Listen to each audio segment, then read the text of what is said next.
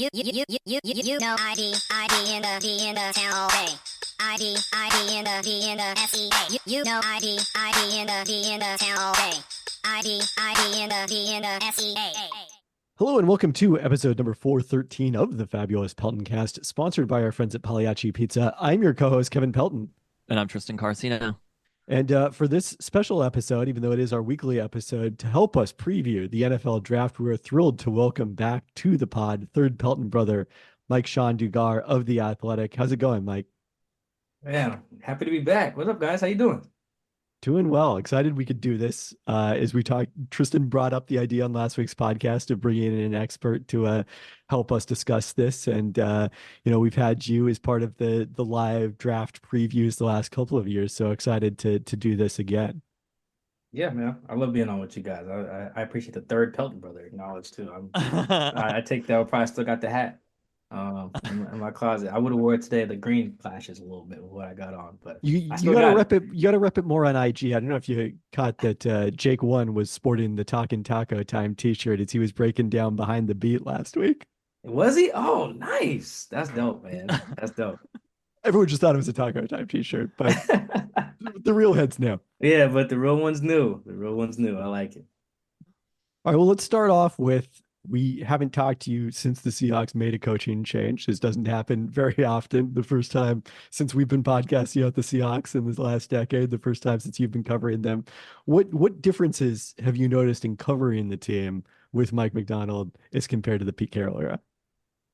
Yeah, so I spent the first month of like his tenure on paternity leave. So I didn't get to be around him too much. We were dodging each other for a little bit there. I was on leave when he got hired, so I missed his intro press conference. And then I usually go to the combine, which is usually when I meet all the coaches and everything, because they usually come hang out at a couple bars that everyone frequents down there, schmooze a little bit. So I was like, oh, that's fine. I missed the intro thing, but I'll just catch him at the combine. That's better anyway, not as many people. Then I found out they weren't going to the combine. I'm like, is Mike running from me? What's going on? He just doesn't want to meet me. That's unfortunate. And then so I go to the owners' meetings in Orlando. This was late March. I'm like, okay, cool. I'm finally gonna meet Mike Macdonald, because to that point, everyone's asking, what's the new coach like? And I'm like, guys, I've literally never met this guy.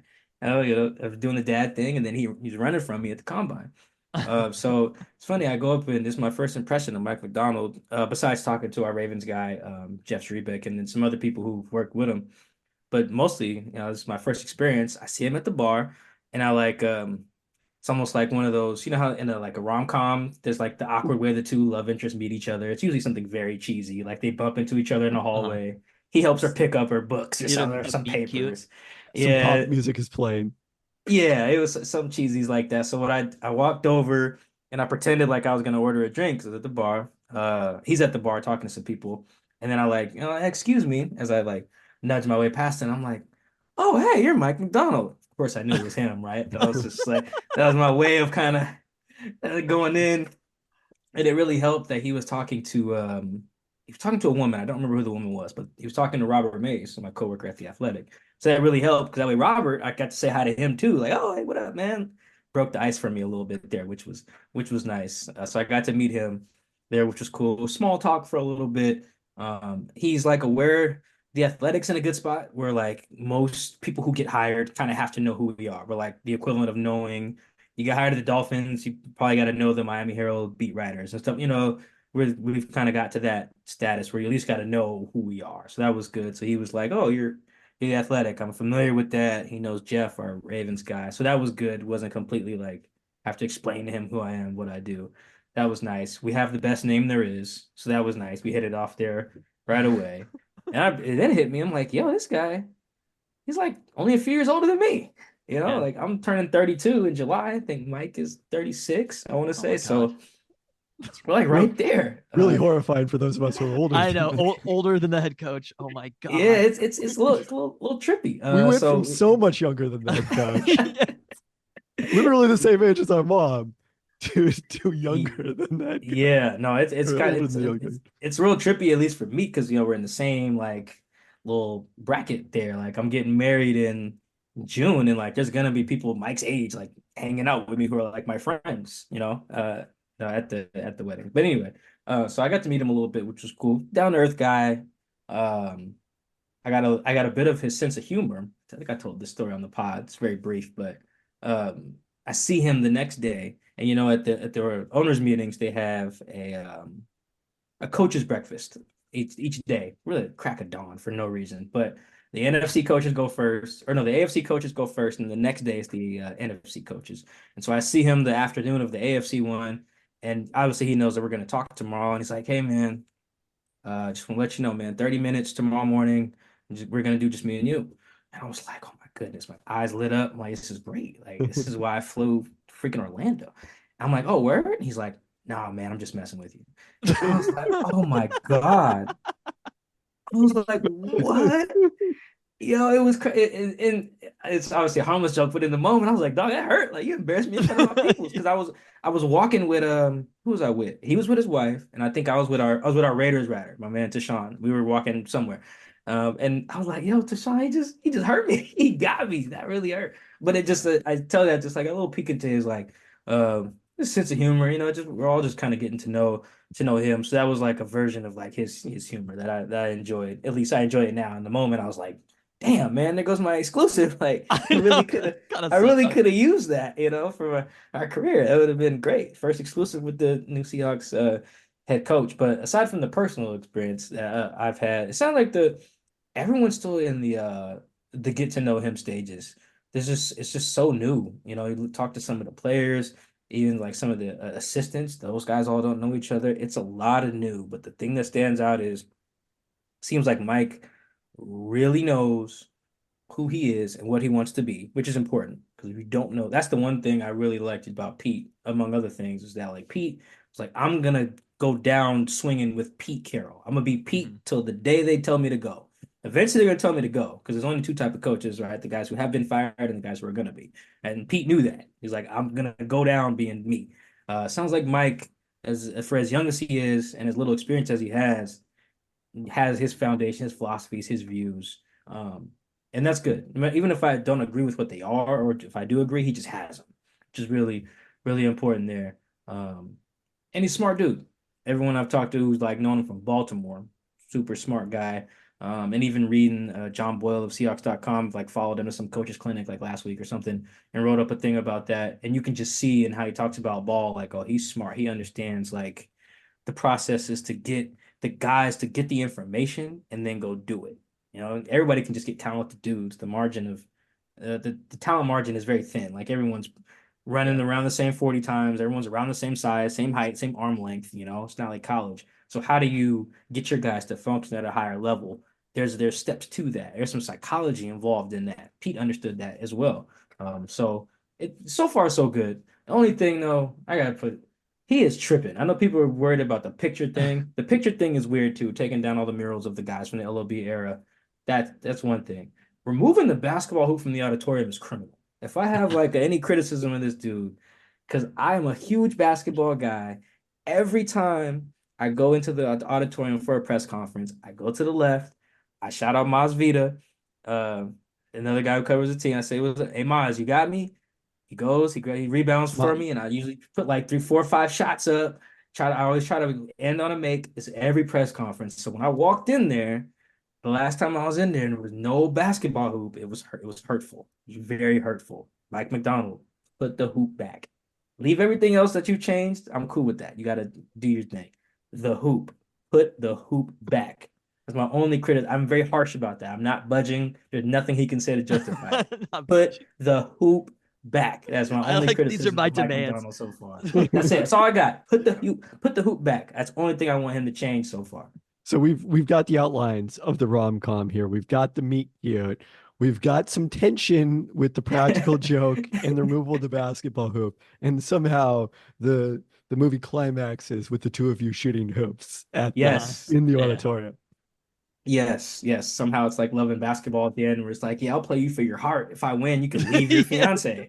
It's like, which you get older, and it's like that's an insane thing to have happen at the end of that movie. I just dunk on you and you leave your you leave your fiance. But yes, that's the I'm getting married too. Oh shoot, like that's we're trending Yeah, it's getting a little that too way here. serious. Love and Yeah. basketball and football. Yes. Oh man. Yeah, we're trending. Yes, we're trending there right there. Why would you remove the basketball hoop? Is it a distraction in any way? Yeah, I think Because the players play on it also, right? yeah, the players, the assistants, like sometimes we'll be sitting there because there's one in the indoor facility and there's one in the auditorium. The one that's They, usually mentioned is the one in the auditorium. Tyler Lockett says there's still one in the indoor for now. Right. okay. But there be sometimes, yeah, we're interviewing somebody and in the background, guys playing 21 or something playing horse. So we can see them like doing it in the background. It was just such a part of the culture. But if he's trying to establish his own thing, I guess I get it. I don't know. Maybe he tears everything down and start from scratch. I'm just personally offended by it more than anything. I The get it. picture thing, I can kind of get why that's strange. I really, it's as much as easy as it is to like poke fun at like someone like Sherm or even like Cam Chancellor for like feeling away about it. I don't know if me and Chris Kidd talked about this on our Seahawks pod. I don't know if any of you guys are like immortalized somewhere, whether it's your middle school or the local community center or something like that. But that does feel good. You know, I Oh yeah. remember when one of my professors from Washington State sent me a picture of me on the wall in the Murrow College of Communication. I don't know if it's still there, but for their You Murrow like symposium that they to know did. it's there. No, I've got a Yeah. music venue with a photo up at the front of the music venue, and I'm just like, I'll walk in there and I'm like, yeah, I'm still here. You know? Yeah. You know, even Yeah. if it's something like I'm I feeling didn't I left didn't out. I'm not immortalized anywhere. But it's like even if it's not something like super cool that you did, like if you've ever done one of those Doesn't challenges matter. where if you eat the thing and you get your picture on the wall, like that's cool. You go back to that restaurant, your picture's down, you're like, damn man, where my picture at? Like, what are you trying to do here? It's like I feel like I some people got to put themselves in a Sherm shoes or a Bobby shoes. Like, yo, man, you did that. Like that's the standard around here. To take it down, I can see why those guys would be like, yo, what gives? I feel like it's fair for their initial reaction to be like, yo, what gives? I kind of get it from both sides. And I also think that the people who on the outside who are mad about it is sort of just like cool off. It always just comes down to winning, where it's like all of the shit, if they win, no one is gonna care. People will be like, yeah, like the narrative just gets framed. Like if they win games, it'll be like, yeah, he started a new era, new players or whatever. If they lose, this is going to be an indictment on Mike McDonald right away. And it's gonna be like Mhm. he doesn't care about the history of the team. It was a bold move, I will say, because he kind of put I think it himself was out there. predictable. I think any coach would have done this. I Now, don't think any coach would have done the it. I thing think I would Dan say, Quinn also would not have Yeah, done it. Dan Quinn well, wouldn't have yeah, done but that. he was part of it, so he's Yeah. not establishing his own different legacy. The question I would ask is, if Russell Wilson had been the one who had complained about this, what would the LOB have thought about that? Yeah, there's a lot of like follow-ups to it. You know, on our podcast, I would love to ask Mike like why did you do it? You know, maybe we'll get a chance to at draft. I don't know if it'll still be relevant on draft night, but I would be very curious because if you think about it just from a sports angle, if you go to like a high school or a college or wherever, the where all the success was, that room or that hall or that corner usually goes untouched. Like it's like the legends corner of the whatever. Like we have a trophy at we have a trophy case. There's no trophy there. But where we win if we win the Apple Cup, there's just a trophy case there, and they got all of our Not history not and a lot of anytime. those, but that's Yeah, okay. no, it's not. It's empty currently. But like that little section of the Cougar football operations building, no one's gonna change it, right? If like Yeah. we get a new coach, they're gonna take down our old Apple Cup trophies or our pictures of event of Jaden Delora planting the flag when we won a couple years ago. You don't take those down, right? I mean, Yeah. college is a little bit more into the pageantry of the sport than the NFL, but still, like I do think Sherm made a good point, on Twitter or X or whatever. He's like, yo, they're not taking pictures of Ray Lewis down. I'm taking pictures of Ed Reed down. Maybe so. I don't know. I get it. Like you said, I get it from both sides. That especially if it was my picture being taken down, my moment, there's no reason to take down Bobby screaming after he intercepted Tom Brady. Like, hey, leave that joint up there forever, man. It's an amazing moment in Seahawks history. I only lost the game, but like there's some of those I would have been very cool with them just leaving them up as a representation of like this is the standard here. We don't need to be them. We could be that standard. The Yeah. standard of excellence, brotherhood, togetherness. You can turn it into something more than just I need you all to be like, I need all my safeties to be Earl and Cam, and I need all my corners to be long with dreads. You don't have to make it Yeah. that. But so yeah, I see both sides of it, but I'm more on like I probably would have just kept them up there if they'd hired me. But it's not like they had It, photos up there of the Super Bowl team with Mike Holmgren. Like, that's the thing is like he did represent a certain era of the Seahawks specifically, not all of Seahawks history. Correct. Yeah, a very small window, really, when you think about it. I don't think there's any picture in there after 2014.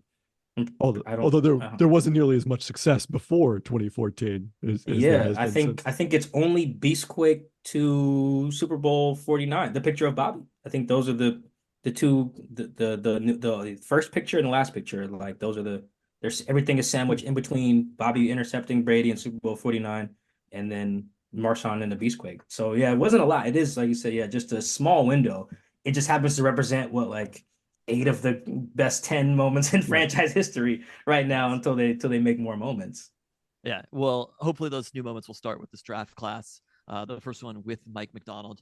Do you think going into this draft, because we're going to get a little bit more granular with players, do you think that the approach to the draft will be business as usual because it's still John Schneider? Or do you see the approach to the draft being slightly different with Mike Macdonald as the head coach, Pete Carroll not in there informing it anymore? Yeah, I think the main difference um, will be the personal touch if one of the coaches has worked with a guy. I think that no matter if your scouting staff is like really running the show and calling all of the shots, that's all. I feel not always, but I feel like that can be a tiebreaker and a worthwhile one in the other Yeah. direction. Let's say you got a couple guys on the board and it's between Fautanu and a kid just another kid, doesn't matter who. And Ryan Grubb's like, nah, man, kid doesn't work hard or just whatever. I'm making that up, but like in that scenario, or if Ryan Grubb's like, nah, man, he's gonna come to work. He's gonna be a professional from the day he walks in the building. I have A, B, C examples. If it's between him and another kid we only know from scouting, if my coach has this personal relationship, recruited the guy, been in his home, seen how he deals with adversity, how he deals with his teammates, like I feel like that part that's going to matter. John and his guys, if they ignore that, they're idiots to me. You can't ignore it in one way or the other, and that's for the top pick all the way to if you got pick 235, you're deciding between one running back and then like Dylan Johnson. Like I feel like you have to take in their intel. I'm sure they have, but that part I feel like will be different because Pete just didn't have that.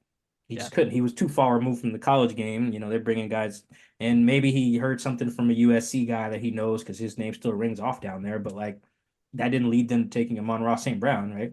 They ended up overthinking that one and taking D. Eskridge instead. I heard later that they wanted some guys in there were like really banging the table for him. They just overthought it. I don't think Amon tested very well. I think he ran slow.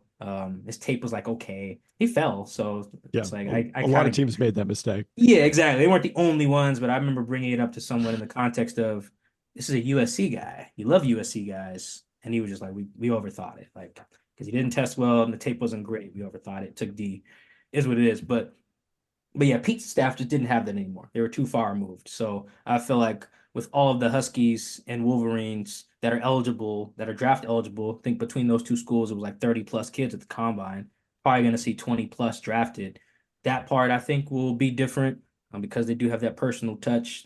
And then they've coached against some of these guys Right. as well. You know, even if no one coached Tavondre Sweat, well, if you're Michigan guys, you know, you saw them on film, and if you're Huskies guys, you saw them on film, so you got a little intel. So I think that stuff is gonna be different. Otherwise, I do believe John and Jody Allen and like Burt Cole, like those guys. If you think about it, and I was thinking about this the other day when I wrote something about John, man, they kind of sent the message that Pete and his guys were the problem. They didn't really change anything else. Like John kept all his scouting guys, all his executives. They kept like all the chefs. They kept the equipment staff, the strength and conditioning staff. It's like everyone. They kept Mo Kelly, who was like their vice president of like player engagement, which is a really important role. A role that does not guarantee to stay when you change coaches. Like sometimes that particular guy gets swapped out. They kept their same contract negotiator, Matt Thomas. Now he has since resigned, but that's after he did all of free agency. So like they basically kept, in effect, they kept him. So they kept everything else, and they just got rid of Pete and all but one of his coaches, basically. So that to me sends the message of like, we don't actually think what we're doing is that bad. We really just think it was Pete and his dudes, right or wrong. That is the message being sent by the moves he made. You know, didn't get rid of any scouting directors, area scouts, at least not to my knowledge. Nothing of consequence if they did, you know. So that stands out to me. So that's why I think the draft will be largely a product of John, his thinking and his guys and his trades and his relationships and his philosophies, because in John's mind, it's probably been working well. And instead, the coaching staff is not maximizing the guys that he's giving them. We can get into whether that's fair or not, but I do think that seems to be how the Yeah. organization is viewing it. Yeah. You can't really argue that part. They're viewing Yeah. it that way. Otherwise, they'd have changed some scouts or something like that, or they'd have done something differently. They've done nothing differently. Just like we fire Pete, all his guys, bring in new guys, and we just feel like coaching was the issue. Maybe it is. We'll see. But that seems to be the message that I get from John, Jody, Bert, all the top decision makers in the organization. Well, one of those John Schneider philosophies over the years has often been trading down in round one. And I think that's kind of where we need to start before we talk about individual prospects. You wrote a really good piece laying out some of the kind of the paths the Seahawks could take in terms of trading down. You want to go over kind of very broadly those different scenarios? Yeah, I think you can do like just a marginal trade, trade with the Rams. They're at 19, trade with the Steelers. I believe they're at 20. You could even call like trading with Philly marginal. I think that would be 6 spots back. So where you're probably only getting, I don't know, an extra, maybe someone's comp pick in the third round or maybe a fourth round pick. You're not picking up much. You're just trying to recoup something. And I think in John and those guys' mind, you can almost break it up in like, what are we recouping? Like, so let's say you trade back from 16 to 20. I think Pittsburgh has like pick 98 or something in that realm. So in that sense, you're recouping what you gave up to get Sam Darnold, basically. Or excuse me, Sam Howell, sorry, not Darnold. We're recouping the Sam Howell trade cost. But if you trade with Green Bay and they give you pick 58, I think they have, well, then you're recouping the Leonard Williams draft capital. If you get real spicy, which is what happened in our beat writer mock draft, I ended up with my homies at the Athletic. We do a live uh, beat writer thing in like Slack, which is really fun because it puts me in the mind of working with another person and other people's views on prospects and trade value instead of like doing it on a simulator where it's just you and a machine. It's like, no, it's me and a person. I woke up and our Titans guy was like, yo, I want pick 16. In my head, I was like, Joe, how'd you get pick 16? You're running this for the Titans. Or he was like, how'd you get pick 28? That's what it was. Excuse me. He was like, I have pick 28. Let me get 16. I'm like, bro, what? How did you get back there? And then I realized the Bills guy traded all the way up for Rome Odunze. But anyway, so I woke up and saw that. So I'm willing and dealing with him. And then I was on the clock at 28. And then our Raiders guy called me and was like, hey, you want 44 and like 77, I think it was. And I almost did that. That would be real spicy because then you're looking more like, and I guess this would be the third scenario. So you got like a marginal trade back, like a middle of the road, anywhere from like 25 to 28. Then you can get real spicy and get out of the first round. Then you're looking at something like that 2017 draft, which it's such a pivotal moment in like John Schneider draft history. He had a chance to really kill it. There was a lot of talent in that draft at a lot of spots. Like there was good tight ends, there was good tackles, there was good DBs at corner and safety. I think George Kittle's in that class. Like it was just a marvelous class of players. And they came out of it. I think their top 100 picks. Let me see if I can get this right off the top of my head. I believe they were Malik McDowell, Ethan Posick, Shaquille Griffin, Amara Darbo. Darbo was later. He was 106, but 106. I think Tedrick was like 111. Oh yeah, gosh. they had then 4 picks from 95 to 111. Nas Jones was 92, I think. 102. And then 102. Yeah. And then Lano Hill was in there somewhere. Lano Hill was the earliest of those. He was picked 95. Actually, so Shaq Griffin was 90. So between 90 and 111, they made 5 out of 22 picks, and they ended up with like one good player out of that. Basically, Shaquille Griffin. Yeah. Yeah, and those are the right amount of swings at the app. And that draft had a lot of like, if you look at the talent anywhere from from Buda Baker to wherever Kittle went, there was a lot of talent in that range, and they had a chance to change their whole outlook. The Saints and the Rams did it. The Saints got, I think, the offensive rookie and offensive defensive rookie of the year in the same class that year. It was nuts. I think it was Marshawn Lattimore and Alvin Kamara. On top of getting a starting right tackle, the Ryan something. Like they just nailed it. Yeah, Ramchick. Yeah, they just nailed it. The Rams, I think, got Cup, Higbee, and another player in that, a DB, maybe Taylor Rapp. But like they picked up guys to fill out their roster. I feel like the third scenario for John this year is trying to do something like that, where you realize, look, man, we need three techniques, guards, safeties, and backers. So let's just Yeah. make 5 picks from 40 to 120 instead of 3 picks from 16 to 102. I see the logic beyond for that strategy. I almost did it in our beat writer mock. I just chickened out. But if John does it, It's I'll also stand when you're by doing a him. mock draft, it's more fun to make a pick too earlier. Yeah, so I would have traded all the way out of the round. So I wanted to make a pick, but yeah, like I appreciated our Raiders guy being like, "Yo, man, come on, get out of the first round." I almost did it. I chickened out though. That's my fault. To I me, it Green kind of Bay makes is the team sense. to watch. Well, with your description about that, just even conceptually, the players we've kind of talked about this going into the draft, and we'll talk about the individual positions. The Seahawks don't need the sexy positions generally. They're Right. mostly set at those positions, like you were talking about. It is those players who the higher end talent. By the time you get to wide receiver, even quarterback and pass rush, out like tackles, you're in like the 12th one when you're there, 12th, 15th of those. When you're talking about linebackers and safeties, you're at like the fourth or fifth of those players in that range. So it does Yeah, feel like they can get a higher caliber of player at the less sexy positions by making a bunch of picks in that range. They obviously whiffed in 2017, but I feel like right. it's more just bad luck, or I mean, you could blame scouting, but typically you probably would hit on a couple of those if you're making enough picks in that range. Yeah, and even then, Malik McDowell was probably going to be a fine player. Yeah, Like he did yeah, not play because he sucked. He ATV ride and hit his head on the concrete. It's like it was hard to foresee that particular thing happening. Although there were some red flags character wise, but like not that. He hadn't done nothing that crazy. But anyway, like he was a decent player. Ethan Posic's like a starting center yeah. in this league. Like he's fine. And then I don't think Shaq's starting anymore, but like Shaq was, he's their Pro Bowl defender in 2019. Yeah. There's a world where that goes a lot Yes. better. But yeah, then some of those other guys just not only did they not make the Seahawks, but like Nas Jones is out of the league pretty fast. Tedrick, There's Leno. one incredible Tedrick play, right? Was that a Monday night game where he had the one-handed pick? Oh, Thursday night. It was Thursday It night was Thursday night.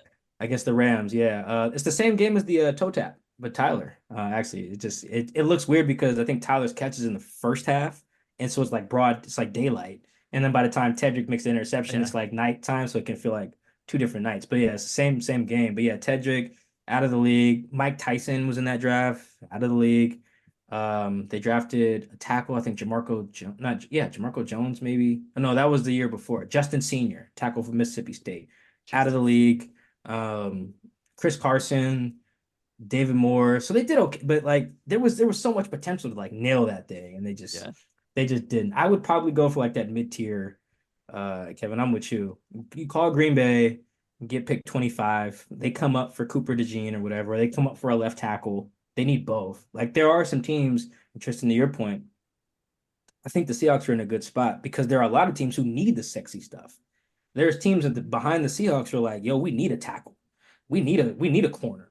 We'll come up for Terrion Arnold. We'll come up for Nate Wiggins. We'll come up for whoever Brock Bowers, maybe. Someone might come up for him. I think he'll be gone. But I feel like there's gonna be run on insert position here that the Seahawks can afford to take a step back on. I think they can do that. That's working to their benefit. Whereas in other drafts where they traded back, I don't think they have that same luxury. I think they were trading back, but it's like, wait, you guys still need a tackle though. Like, don't Yeah. trade back too Yeah. far. Yeah. Take a tackle. Where now it's like you got tackles, you got corners, you got receivers, you have your quarterback. I think they're in a really good spot in that sense. That sort of relates to a question I had later, which is like, who should we be hoping goes ahead of the Seahawks? And to me, the answer is run on tackles and all of the quarterbacks. Yep. And even if you get like a couple defenders, because like the Seahawks don't really need. I won't mind if they take like Jared Verse, kid from Florida State. He's just so damn strong. I've become like a big like power pass rusher advocate as I've watched more like pass rush guys. I just love the dudes who can like take speed, power, and put dude on their butt. It's just great. Um, but they don't necessarily need it. So if you can get like, let's say Dallas Turner goes, Jared goes. This is all before Seattle. Jared goes, and then I think there's one other edge rusher. Maybe even like Chop Robinson goes. Like So then you get teams like, oh, wait a minute now. Okay, the run on receivers has to start eventually. Like someone comes up for Brian Thomas or whatever. Like, yeah, I think there's so many scenarios where this in the Seahawks' favor. I don't know. I can't necessarily predict all what it would be, but yeah, get all the quarterbacks getting drafted early. This can set up really well where the Seahawks are just like what happened in our mock draft for the beat writers. I was like, I'll go back to 28 because I can still get a good player and I think in that scenario, I traded back all the way to 28 and got Johnny Newton from Illinois. I was like, I would have took this dude at 16. I Yeah. feel great. I was like, and now I think I picked up I picked up the 60th pick in that scenario. It's like, this is great. Like if John does that, yeah, man, as soon as he's on the clock, he should call Buffalo. Let's do it. Let's move back. So yeah, I think this is gonna work out for them. They just gotta just not goof it up. That's it, really. Yeah, I think we're pretty much on the same page. Like, if there's a group of defenders and possibly interior offensive linemen, if they're really thinking about drafting out in the first round, that are relatively similar on your board, and you can feel okay that you can slide back a bit, and one of those guys is going to be out there. That's what you want to happen. But John Schneider has repeatedly said he doesn't believe in the value of guards to the same degree as the rest of the NFL. Do you take him at his word, or do you think there's any degree of gamesmanship there that they may be seriously thinking about taking a guard in the first round?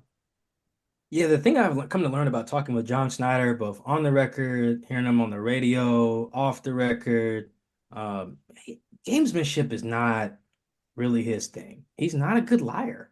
He's Yeah. not, and I see reflected sometimes in some of the comments on my stories or people on Twitter, they'll suggest like, oh, it'll be whatever the thing will be, like, oh, Mike, what was he supposed to say? Like, oh, he's just saying that because, nah, man, John's a really bad liar. And he was just able to mask that for so long because Pete did all the speaking.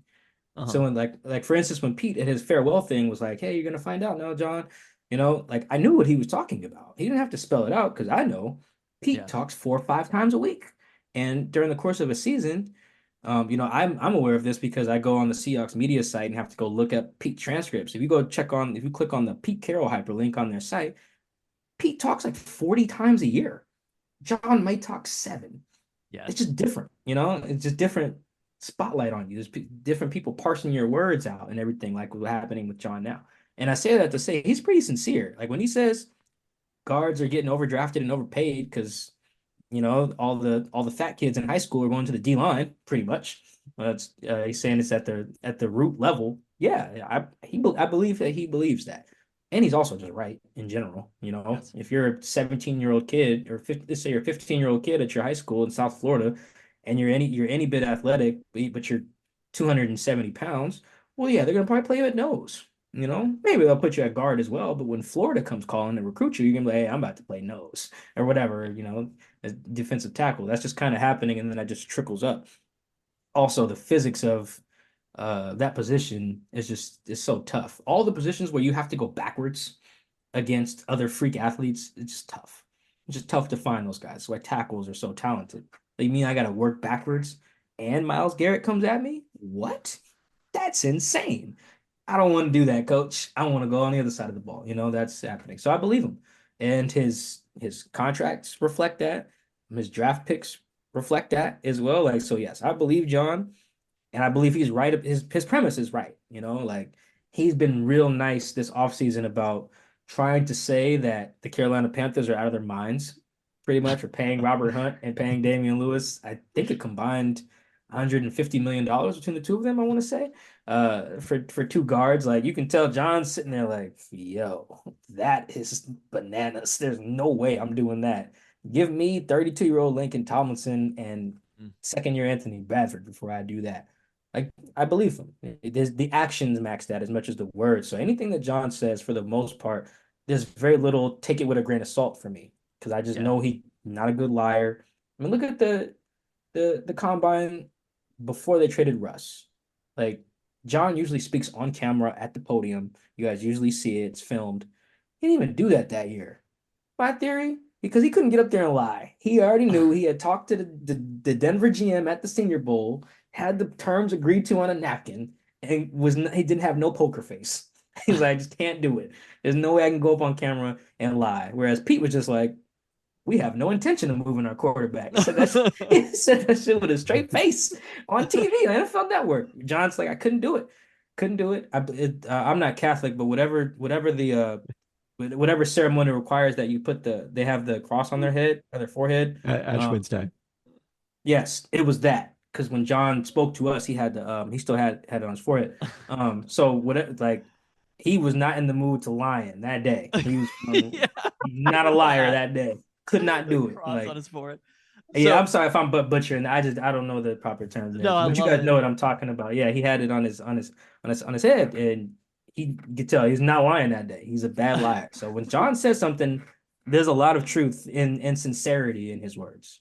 Okay, so we're not buying. I feel like I've seen about a million mock drafts that have Troy Fautanu going to the Seahawks, which is just college coach, college offensive coordinator is now offensive coordinator for the Seahawks. He's in Seattle. This is the right time period. They need a guard. I think people are just being like, sure, but you're not buying that as far as I think the only thing where you can make an exception, and I feel like other teams have done this too, and I really maybe the Bengals like take Jamar Chase anyway, but I feel like you get some instances where you're reuniting people and it just like clicks right away. Like I thought they should have took Penei Sewell, I think was the debate that year, but the Bengals taking like, hey, we're putting Jamar with Joe again.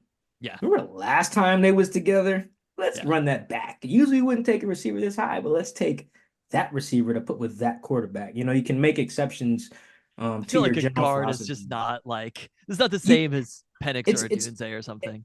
and it's probably not. Although when you also have his O-line coach, that makes that interesting too. Is not just if it was just Grubb, then Yeah, maybe not. But like he's bringing Scott with him. He can also play tackle, which is important because you look at last year. I mean, no, every team deals with injuries, so you really don't want to. The context gets lost the further you get removed from the season. But in the thick of it, man, there was a couple. Like think of the Giants game. I don't know if they had any of their starters in the second half of that Giants game, on the O line. It was like Olu at the wrong spot, Evan Brown at the wrong spot, neither tackled, D. got hurt. Like it was just a mess.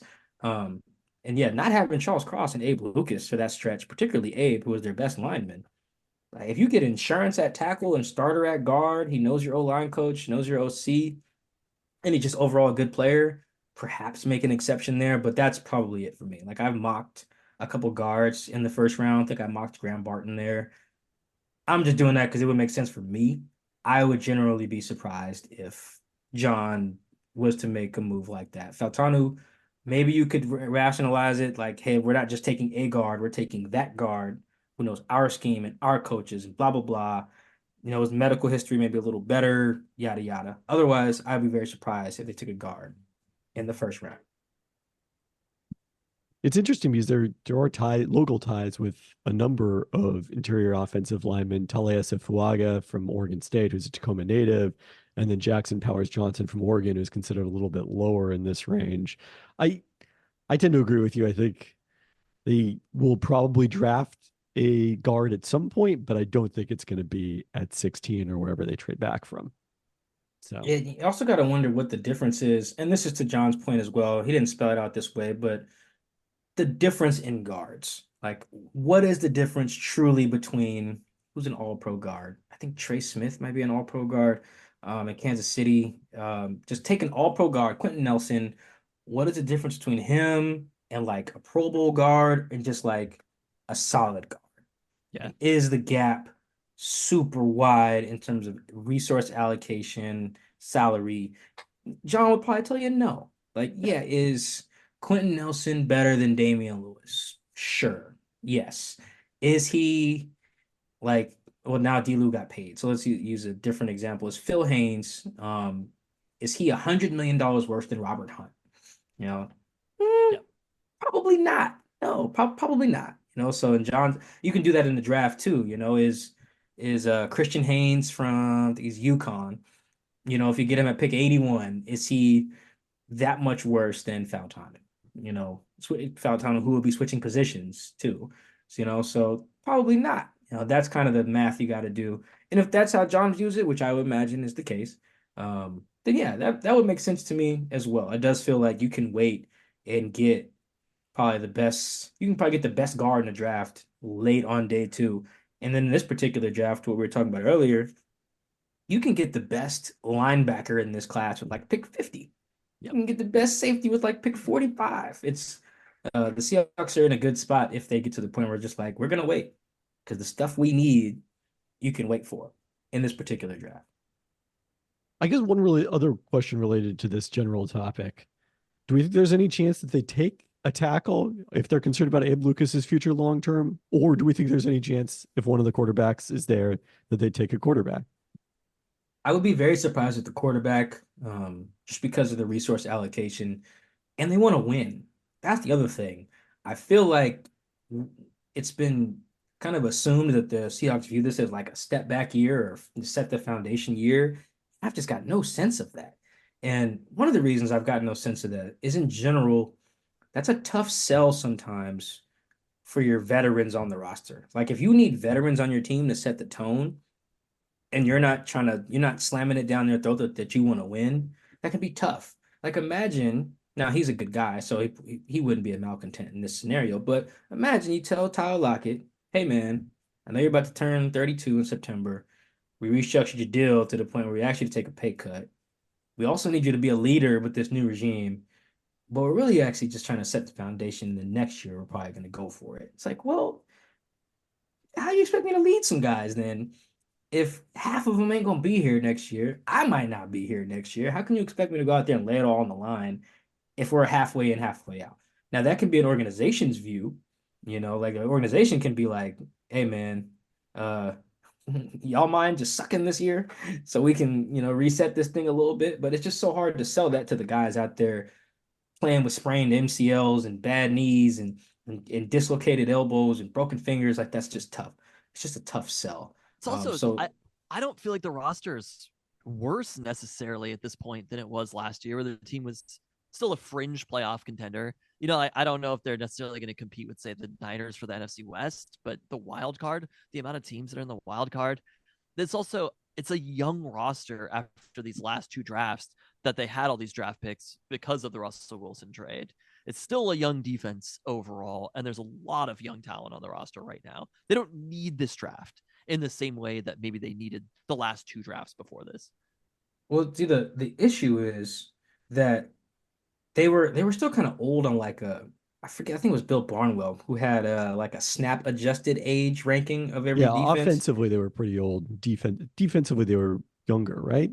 Defensive though, it was like the seventh oldest. I've cited it before. Barnwell sent me the spreadsheet in like week 18. It's in my email somewhere. They were pretty Yeah, old. I have it in my DMs too. It was like it was snap adjusted, which makes sense because Bobby played like every snap, right? So that throws them Yeah. off. And then like Yeah. Quandre played a lot, and Leonard Williams, Jay Reed, like these are guys who played a lot of snaps. So and then Reek getting benched, part of the season. It was snap adjusted. They were like top 10 oldest, I want to Yeah, say. they were But seventh. You're yeah, right. seventh. Yeah, okay. Yeah, so it was an older defense adjusted for snaps. I don't know what the raw number would be, but you got Bobby and Quandre playing every snap. They're over 30. That just is gonna throw some stuff off. But so I say all that to say a quarterback would be just rough because if you're trying to win and you take someone who you just know is not going to help you in 2024, it just becomes a tougher sell, just like philosophically. It's just so hard to motivate those guys on a week in, week out basis to go through adversity and things like that. And plus, Gino's good. Yeah. If you And the look at Sam it, Howell trade. It's basically yeah, throwing away a exactly. pick in the And Sam Howell trade too. and Sam Howell is the same age as what not Penix. Yeah, same age as Penix, I think. Same age as Spencer Rattler. He's younger than Jaden Daniels, I think. So they feel like they have their young guy. Whether that's right or wrong, that's how they feel. It's important to view it, through that. And I think Gino's fine. Honestly, look at the NFC. Just excuse the AFC for a second, because really, if you talk about contention, you only have to beat, the teams in the NFC to get to the Super Bowl. Like Gino, there's no NFC quarterback, I think, who if you put the right stuff around Gino, he can't get to the level that they're at. Like he can't play at that level for a couple games. Like Jordan Love, Dak, even Jalen Hurts, like you put the right stuff around him, he can play just as well as those guys. Because those guys also have some really low lows. As great as a guy like Dak was last year, he just wets the bed as soon as the calendar turns to January. Not all the time, but he has in the last couple of recent ones. And Jalen Hurts didn't look like himself, and I guess Purdy is like the most efficient guy ever. So maybe I guess not him, but for the most part, like they feel like they have a guy who can compete. So that's why I'll be very surprised if like they're sitting there at 16 and they're like, all right, let's take Bo Nix. I'm like, what? Yeah, God, I hope not. I'm like, I I would don't be know. surprised. I'd look at John. I'm not really supposed to write a lot of columns and stuff like that. I know I wrote one this week, but I might have to slam him if he does that. And I hate slamming the kids on draft night because it is such a big moment for them, and I hate to just poo-poo on the biggest night of their life. So I try to frame it in the context of the guy making the decisions because I will slam him. So I would have to slam John if he did. That would just be just a bad use of resources. It's not the biggest night of his life. All right, let's talk about some of the defensive players that might get them younger than interior defensive line. The two primary guys in this range, Byron Murphy the second, another from Texas, another player that Ryan Grubb has coached against on offense in bowl games each of the last 2 years. And then you mentioned that in the Athletic beat writer mock draft, you moved down and got Johnny Newton from Illinois. What about Newton in particular appeals to you? Man, he's got really good hands. Really strong guy. Didn't test super well, I don't believe. Actually, he might have tested at all. I think he was dealing with some type of injury. We don't have a lot of like athletic testing numbers, I don't believe. But he might have even been that productive in college. He's definitely just one of those guys you got to look at. You got to watch him play. You got to watch him play, watch his hand usage, watch his twitchiness. Like I like and Byron Murphy for not exactly the same reasons. But the way I can envision how they're gonna affect the game. It reminds me of like kind of how Jay Reed does now. Jay Reed is really smart and he could win in a bunch of different ways. He doesn't have like a superpower necessarily, like someone like trying to think who has like a superpower, like even like Frank Clark used to. When Frank his get off was just crazy, and then his arms were long and he was strong. So if he got his hands on you, you were cooked. Like I don't think either of those guys have that. They're just going to find multiple ways to eventually affect the quarterback because they're strong, because they're smart. I think they're and like Johnny in particular can win in a bunch of different ways. I loved I think it was Spoon. I think Spoon like quote tweeted either Mina Kimes or Jim Nagy, the director of the Senior Bowl, quote tweeted one of them. They either tweeted him or they tweeted each other and were like, "This is how Johnny Newton plays," or "This is how he wins." And then Spoon was just like, "Guys, I played with him. He can do this. He can do that. He can do that." Like he's like that for real. And actually, Spoon just did a Spaces with Tom Pelissero yesterday. Super random. But Johnny came up and he was talking him up too, just hearing Spoon talk about him and his athleticism and the ways that he can affect the game.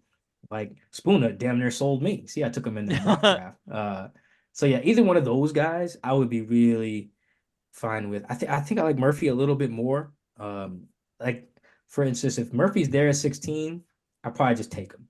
Whereas if I'm at 16 and Murphy got took, I might still try to get cute and trade back, thinking I can get Johnny later. I would just feel a little nervous maybe about like the Cowboys. Like, do I go further than 24 because the Cowboys might take him. I'd be a little afraid, but they need so much O-line stuff, maybe not. That's where it's really important. Whoever your guy is, and I love that John gave us this insight. He assigns his guys all a team or a division. Like, hey, pretend you're the GM, scout like you're that team. Who would you take? Who did they visit? Who did they meet with? Blah blah blah. So we know. So you avoid a scenario where, oh no, the Cowboys won't take him, and then they take him, and then you got to fire them back. So I don't have that intel, so I don't know, but that would be I would just probably want to trade back to not get too far behind the Cowboys. That would be my thought. But yeah, both of those guys, I can see them winning in multiple different ways, which I like. Really like good size on both of them. I think Byron's size is a little better, but they can both win. I can see them winning in the NFL, and you can't always see that in college guys. Even some dudes' highlights, you watch their plays and you're just like, that's not about to translate. Like this spin move you got, this long arm you got. Yeah, man, that's because of course you sat down the tackle at Western Michigan, dude. Of Yeah. course, like so you can see that sometimes where with those two, maybe it's just because they played at the highest level um, in the Big Ten, and then who Texas played this year. You can just kind of see how it would translate. Yes. Is Murphy your like number one? They stay at 16, realistic player that the Seahawks could get there. Yeah, it's a 1A and 1B. I've just have fallen in love with Cooper DeJean. Okay. in watching, because the more I watch, the more I see very similar to Spoon, although different body types and they're different players, probably different personalities too. But in the idea of like someone asked me today if the Seahawks took like Terry and Arnold, um, what would that mean? I was like, well, Seahawks Twitter would break. But the second thing is you'd have to find a way to play all the DBs. And they floated the idea of, oh, could they maybe move Spoon to safety in like the base packages? And in my head, I was like, yes. I feel like you can just do anything. Spoon is just so smart. He's so instinctive. He's so fast. He's got awareness. He feels routes. Like I would just think you can do anything. Cooper is just like that for me. When I watch the kid, I'm like, yo, this guy is an athlete. Like the way if you'd never watched Cooper and if you just let somebody talk about him or read a scouting report, you would when you see him on the film, you'd be like, wait a minute, the white dude? That's what he was talking about this whole time? You're like, yeah, man, I didn't have to use words like gritty or high IQ or nothing. Like Sneaky motor, athletic. no, man. Yeah, no, this is a real and natural athlete. Like he's very fluid. You can see like how it would translate to safety when he plays like off coverage. You see like his hips and everything. I saw people like criticize his hips. I think his hips are fine. In terms of like transitioning and breaking on the ball and stuff like that. Really good with the ball in his hands. He was their punt return guy. No, he's a baller. I think he had some touchdowns on defense too. So yeah, Byron Murphy and Cooper DeJean, I'm like, those are the equivalent this year for where I think last year their guys they were staying at 5. If let me see if I got this right. I think if it was Stroud, Richardson, I thought Will Anderson, yeah. Anderson, and Spoon. I think those were the 4. They had 4 guys there. Anybody, if all those guys had gone, I think they would have traded back. I think that's what it was. So for me, I think it's probably just those 2. Like if both of those guys are gone, I'm out. But if Cooper or Byron's there, I'm cool with making a pick at 16. And I think there's a pretty good shot that Cooper DeJean's there. Yes, there is. Although, who knows, man? Like some of these teams have been they do a good job of they're better than John at the gamesmanship thing. You know, like I feel like the Commanders guy, ultimate troll job. I'm gonna just host all of you guys. You don't know which guy I like more. All of you come to Top Golf. I thought that was stupid, but it's a great smoke screen. You don't need to do that when you have the second pick, but other GMs are just better at Yeah. that. So who knows? There could be a team right now who's like, freaking love this Cooper guy. We're gonna take him at the Colts can be like, our defense is average. We need help. We mistakenly built our defense from the middle in, paying nickels and D tackles and stuff. So let's actually get some premium position guys and edge rushers and corners and go Yeah. that route. You know, it wouldn't surprise me at all. Or if someone jumps Seattle. You know, if the Rams are like, we want Cooper DeJean, we want to make sure Seattle doesn't get him. We're gonna call the Colts, move up 4 spots, and take a guy from the Seahawks. You know, who knows? I think there's gonna be a lot of teams who love him because everybody got the same film. The ESPN Analytics draft projection model has no chance that Cooper DeJean is taken before pick 17. So No chance. that's an interesting. That is definitely not a model you made if they said that there's no chance. Well, No yeah, chance I is would come bold, up. man. I You would come never up with know what's gonna something. happen in the draft, man. No There's no- chances is bold. There is a chance. I'm boldly saying there is at least a chance. I agree with that That's assessment. absurd. What does the model say about Byron Murphy also? He is like right about in that range. So his median projection is pick 18, but 75%, almost 80 to be there at 16. Do you think like a 3-tech positional value wise on the second contract, places like that, if they're not getting sacks?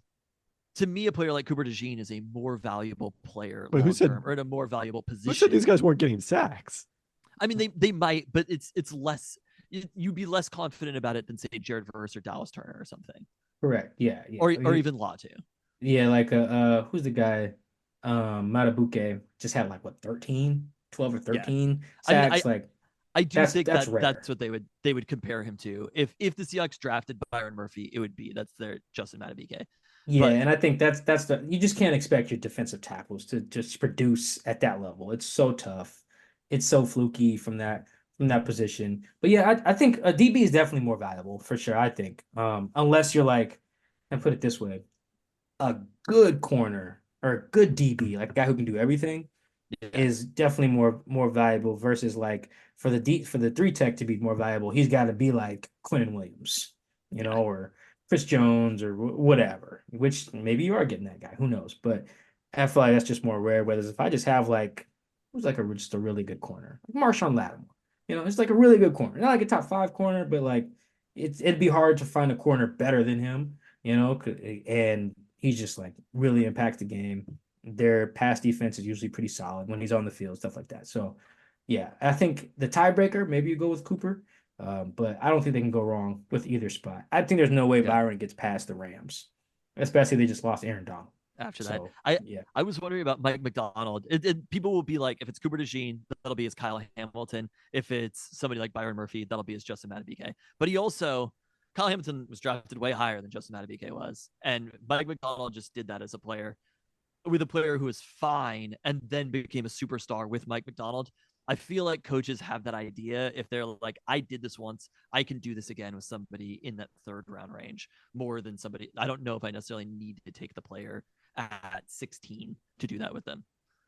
Yeah, it's interesting. I don't know what Mike thinks necessarily about it. We don't know what type of input he had in the draft rooms. Maybe he didn't want Kyle Hamilton. Maybe it was a tiebreaker and Yeah. he wanted Yeah. another guy. And then, Eric DaCosta or Jim Harbaugh or John Harbaugh was like, nah, I like Hamilton. Who knows? But what I have heard about Mike, and he's insinuated this a little bit in some of his interviews, is he's specific to the player. Like just what he ran in Baltimore was because of who they had in Baltimore. He may get to Seattle and realize, oh, Reek is nothing like Brandon Stevens, and then Spoon's nothing like Kyle Hamilton. They're different guys, they do different things, they learn differently, process differently. So I have to coach them differently. I have to run this front more often or this coverage more often. He does seem very, when I mentioned like he knows who he is and his vision, his principles, one of them is like adaptability.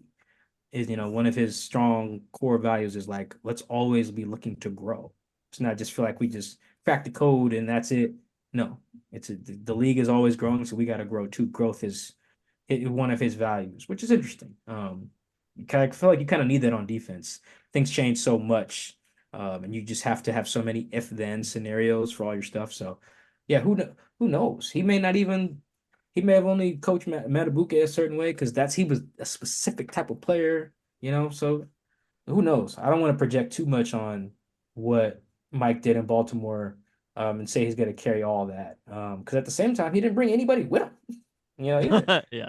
He brought one dude, I think, from Baltimore, and it's I want to say his name is Josh Bynes, maybe he's like a linebacker. He's the assistant linebackers coach, I think. He hired him over KJ, basically, which is why KJ took the Niners job, and that's it. I think he's the only guy he brought from Baltimore. So I don't think we're just going to get Baltimore Pacific Northwest Virgin in Seattle. Yeah, I think that makes sense, to not assume that or necessarily think that way. We haven't talked really much about the edges. To me, Laiatu Latu, we're obviously not privy to the medical information, which is going to probably make or break where he gets drafted.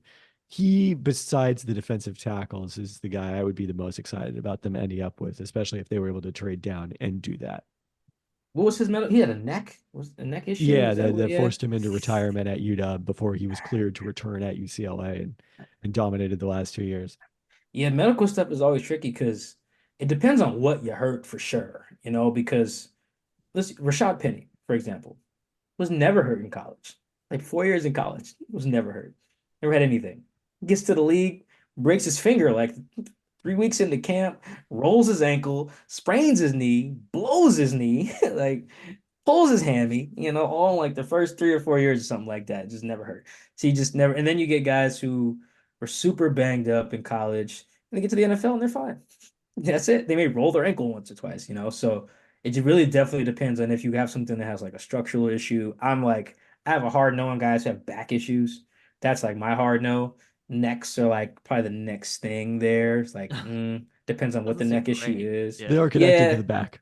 yeah, neck, back, knees. I can deal. It depends on what you do with your knee. Because you never really know how bad like you sprained something or tore something. But yeah, my only hard no is usually a back. I feel like the Titans took a guy who had a back injury not too long ago, and I remember thinking that was stupid.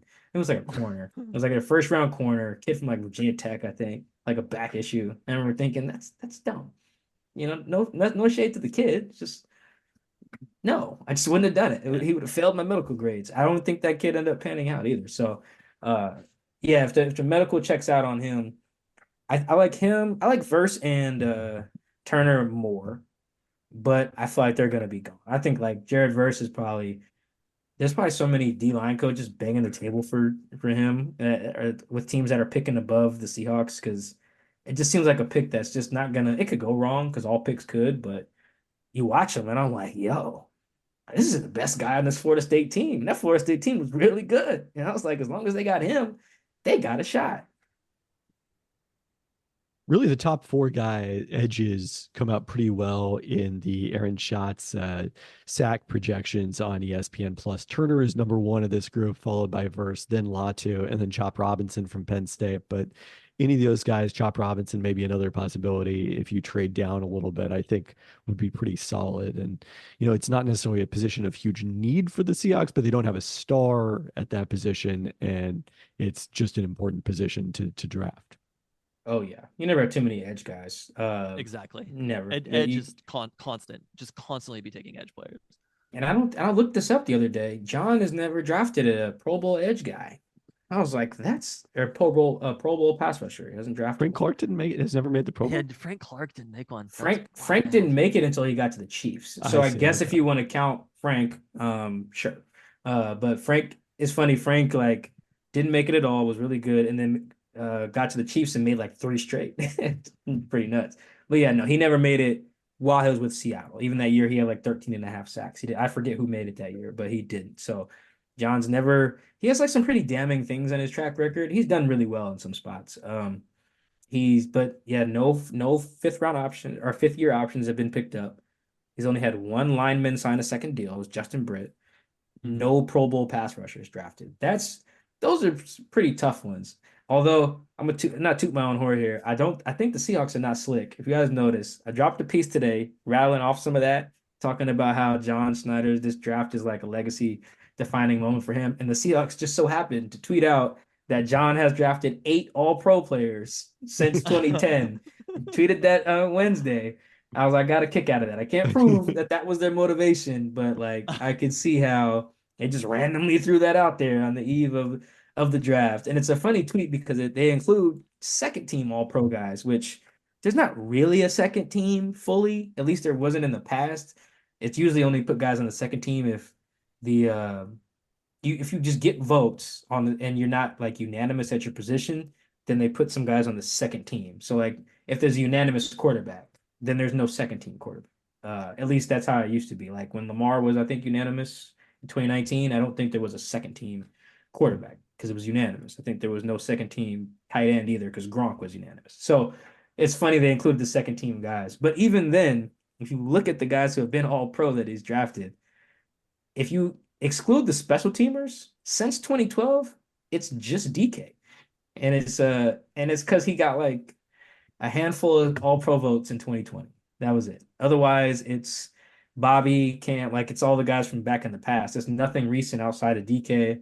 Tyler makes it as a returner in 2015, and then Michael Dixon has made it, I think, in 2018. So like the tweet, I got a kick out of that tweet for multiple reasons. I don't know if it was because of me seemingly throwing shade at John's draft history, but in my mind, I took it that way. So even thinking about how this is going to play out, and I want to ask about Michael Penix Jr. also, and then your friends with Deshaun, and there's people are talking about Penix at 13 to the Raiders, but the best way for this to play out for the Seahawks is all of the quarterbacks go before them. At least 4, maybe 5 quarterbacks go before the Seahawks. That's pretty much best case scenario. All of the receivers go and a ton of tackles go. If those things happen, the Seahawks might have a lot of options at 16 or have options. Like I was literally just pulled up. It was this one NFL doc, Daniel Jeremiah, and he has Cooper DeJean at 25 to the Packers. And that pick at 16 for the Seahawks out there is Byron Murphy is still there. Jerzon Newton is still there. Chop Robinson is still there. Cooper DeJean, Jared Verse, Latu. There are a lot of guys that the Seahawks would probably be happy with, which allows them to just be like, all right, if there's 5 guys here at 16 that we're stoked about, let's move down 5 picks or whatever and assume that in that same place, some corners are going to get drafted. Some receivers are also going to get drafted. they might be able to go get one of the players that they like at 16 at pick 20, whatever, 22, something like that. Um, I think that's kind of best case scenario for them, is having all of those players go early, especially quarterbacks. Yeah, I think Daniel Jeremiah's. I think he has them taking a corner. I think, in that one he just dropped. Does he have them taking the Bama kid in He his? does have them taking Terry and Arnold. Yeah, Yeah. yeah, that would set the world on fire. I'd be interested in that, just from reaction purposes. But yeah, I think that I'd be in pretty his surprised. I wouldn't be shocked, but I'd be pretty surprised. mock down Jeremiah's, I believe I looked at it briefly before we hopped on.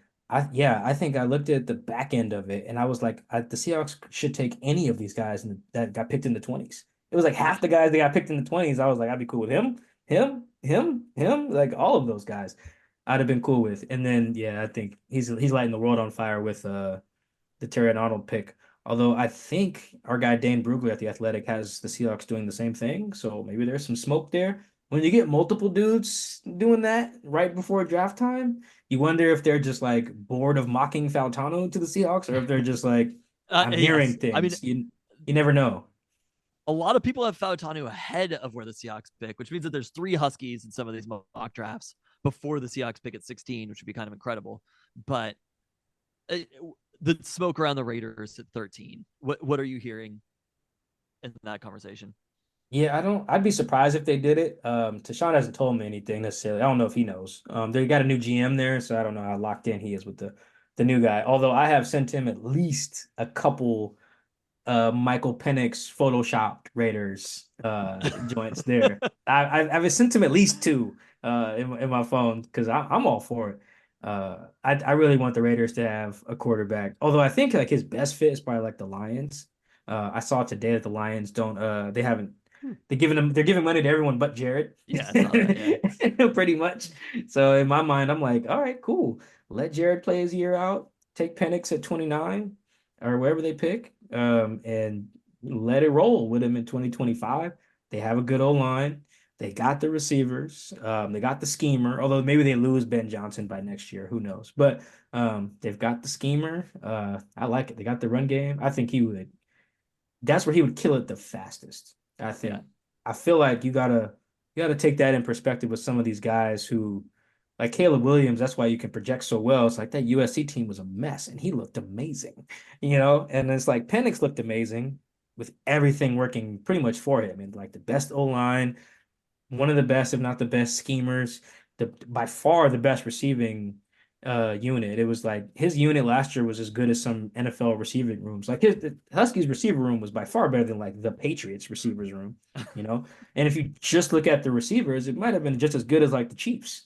Like it was a really That's kind of good wild to room. think about. I mean, it's probably Yeah. 3 players who are going to be drafted in the first 2 rounds, so it makes sense. Yeah, it's in Rome. I'm really high on Rome, so that's why Oh like yeah. I elevate him. I think he's receiver Yeah. one on like 7 teams last year. Panthers, uh, Bears, maybe like a few teams. Patriots, maybe the Chiefs. I think he's that dude. Anyway, so yeah, with Penix, I view him. I feel like we got to keep that in the context of everything around him was great, and it just won't be like that if you take him high. Like if the Raiders do take him, they have a lot of stuff that's not great. Like that's is not good. Same thing with like Denver. If Denver takes him, they have a lot of stuff that's not great. The Giants, the Vikings, a lot of these teams. Well, the Vikings O line is at I think least the good. Vikings. Yeah, the Vikings. Everybody feels like JJ McCarthy's going to get to the Vikings one way or Yeah, another. the Vikings may be a little better than some of the other teams that I named in terms of like what you're coming into. But I remember after the Texas game, yeah, all the national outlets and people with social media, you had talking heads on TV like, "Yo, Penix should be top 5." And I was like, man, if you drop that kid in the Commanders, he's gonna be miserable. They have so much stuff they need. Don't send that guy to New England. You're not gonna get the same thing there. You're just not. He seems like a guy, and honestly, most rookies are like that. I want to seem like I'm just picking on him, but the sample we got in college was when so many things were working in his favor. And when you get picked high, your team sucks. Usually. Usually you got bad coaches, bad O-line, bad something bad. Like I've watched a lot of Kyler Murray's career. When he got there, that team sucked. But he is so good. He's one of those guys who can overcome that stuff. You know, and not everyone's like that. Some guys you can just drop in and it's like, okay, the infrastructure's here, so you're fine. There's only a few guys like that. Most guys, or no, most guys are like that. You drop them in, give some time, you're Jordan Love. There's very few dudes who are like, I'm gonna drop you in right now and you're Kyler Murray.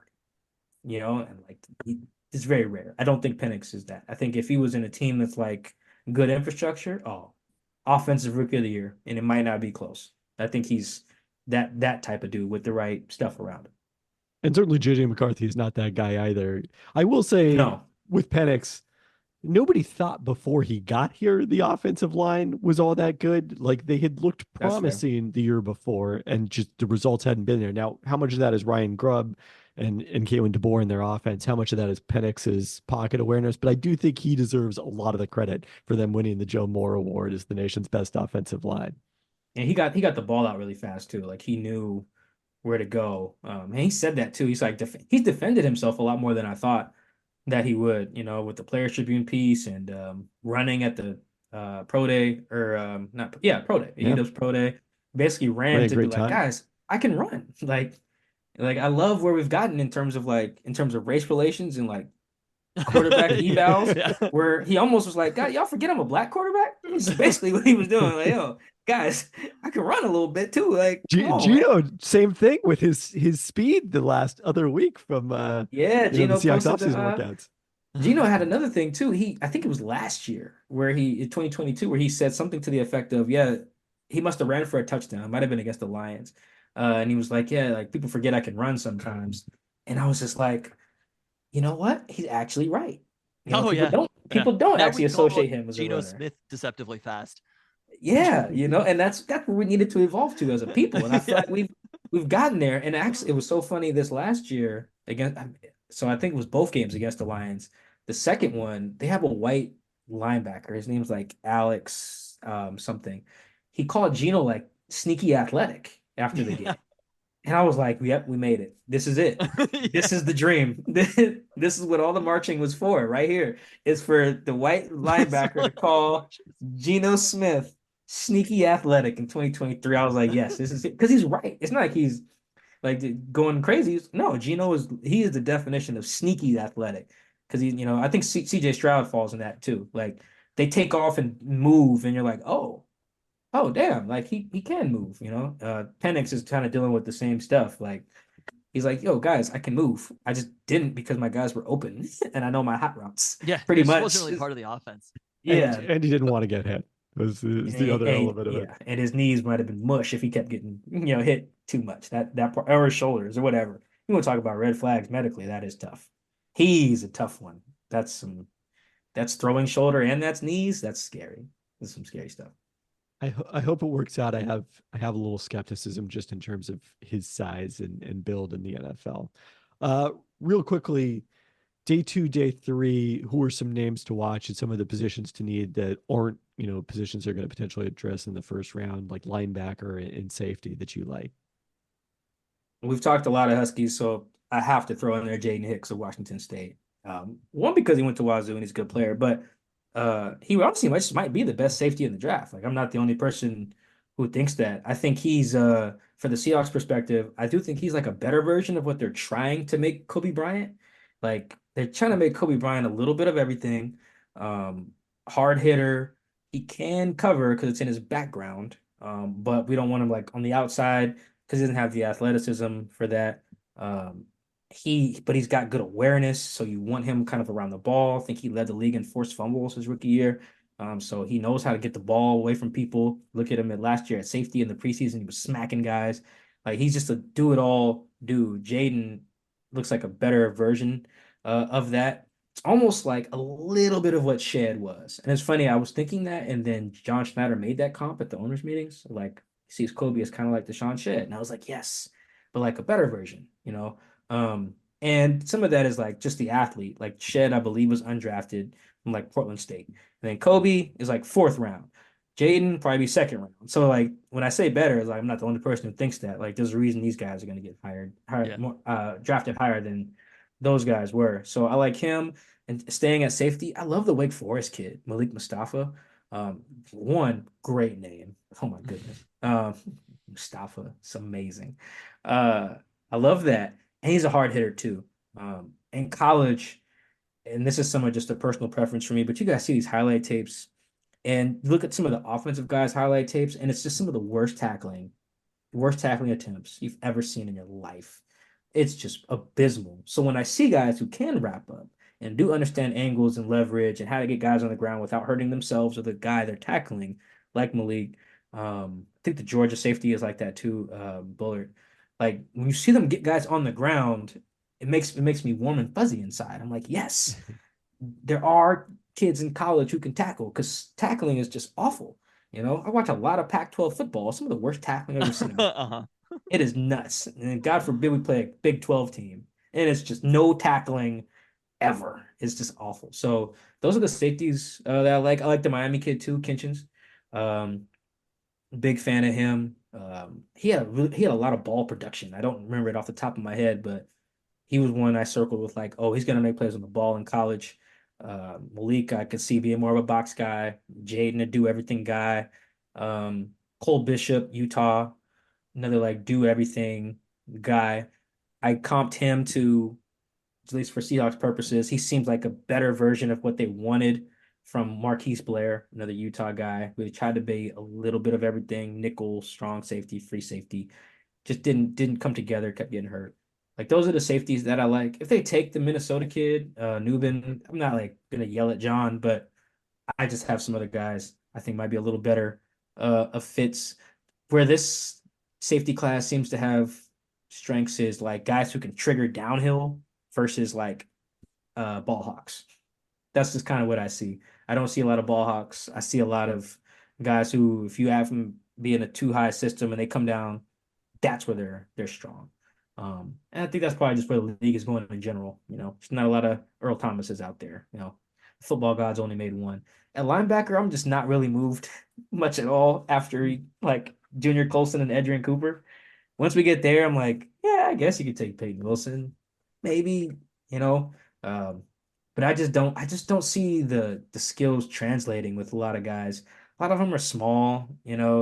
I'm working on this project now where I'm like watching old Legion of Boom stuff. People who follow me on Twitter can probably tell I just randomly tweet something in the middle of the night from like It sounds like 2014. a great I'm watching that without doing a project. So Some of it is really really sad, and it's actually fun to watch some of Russ's games with my new quarterback eye.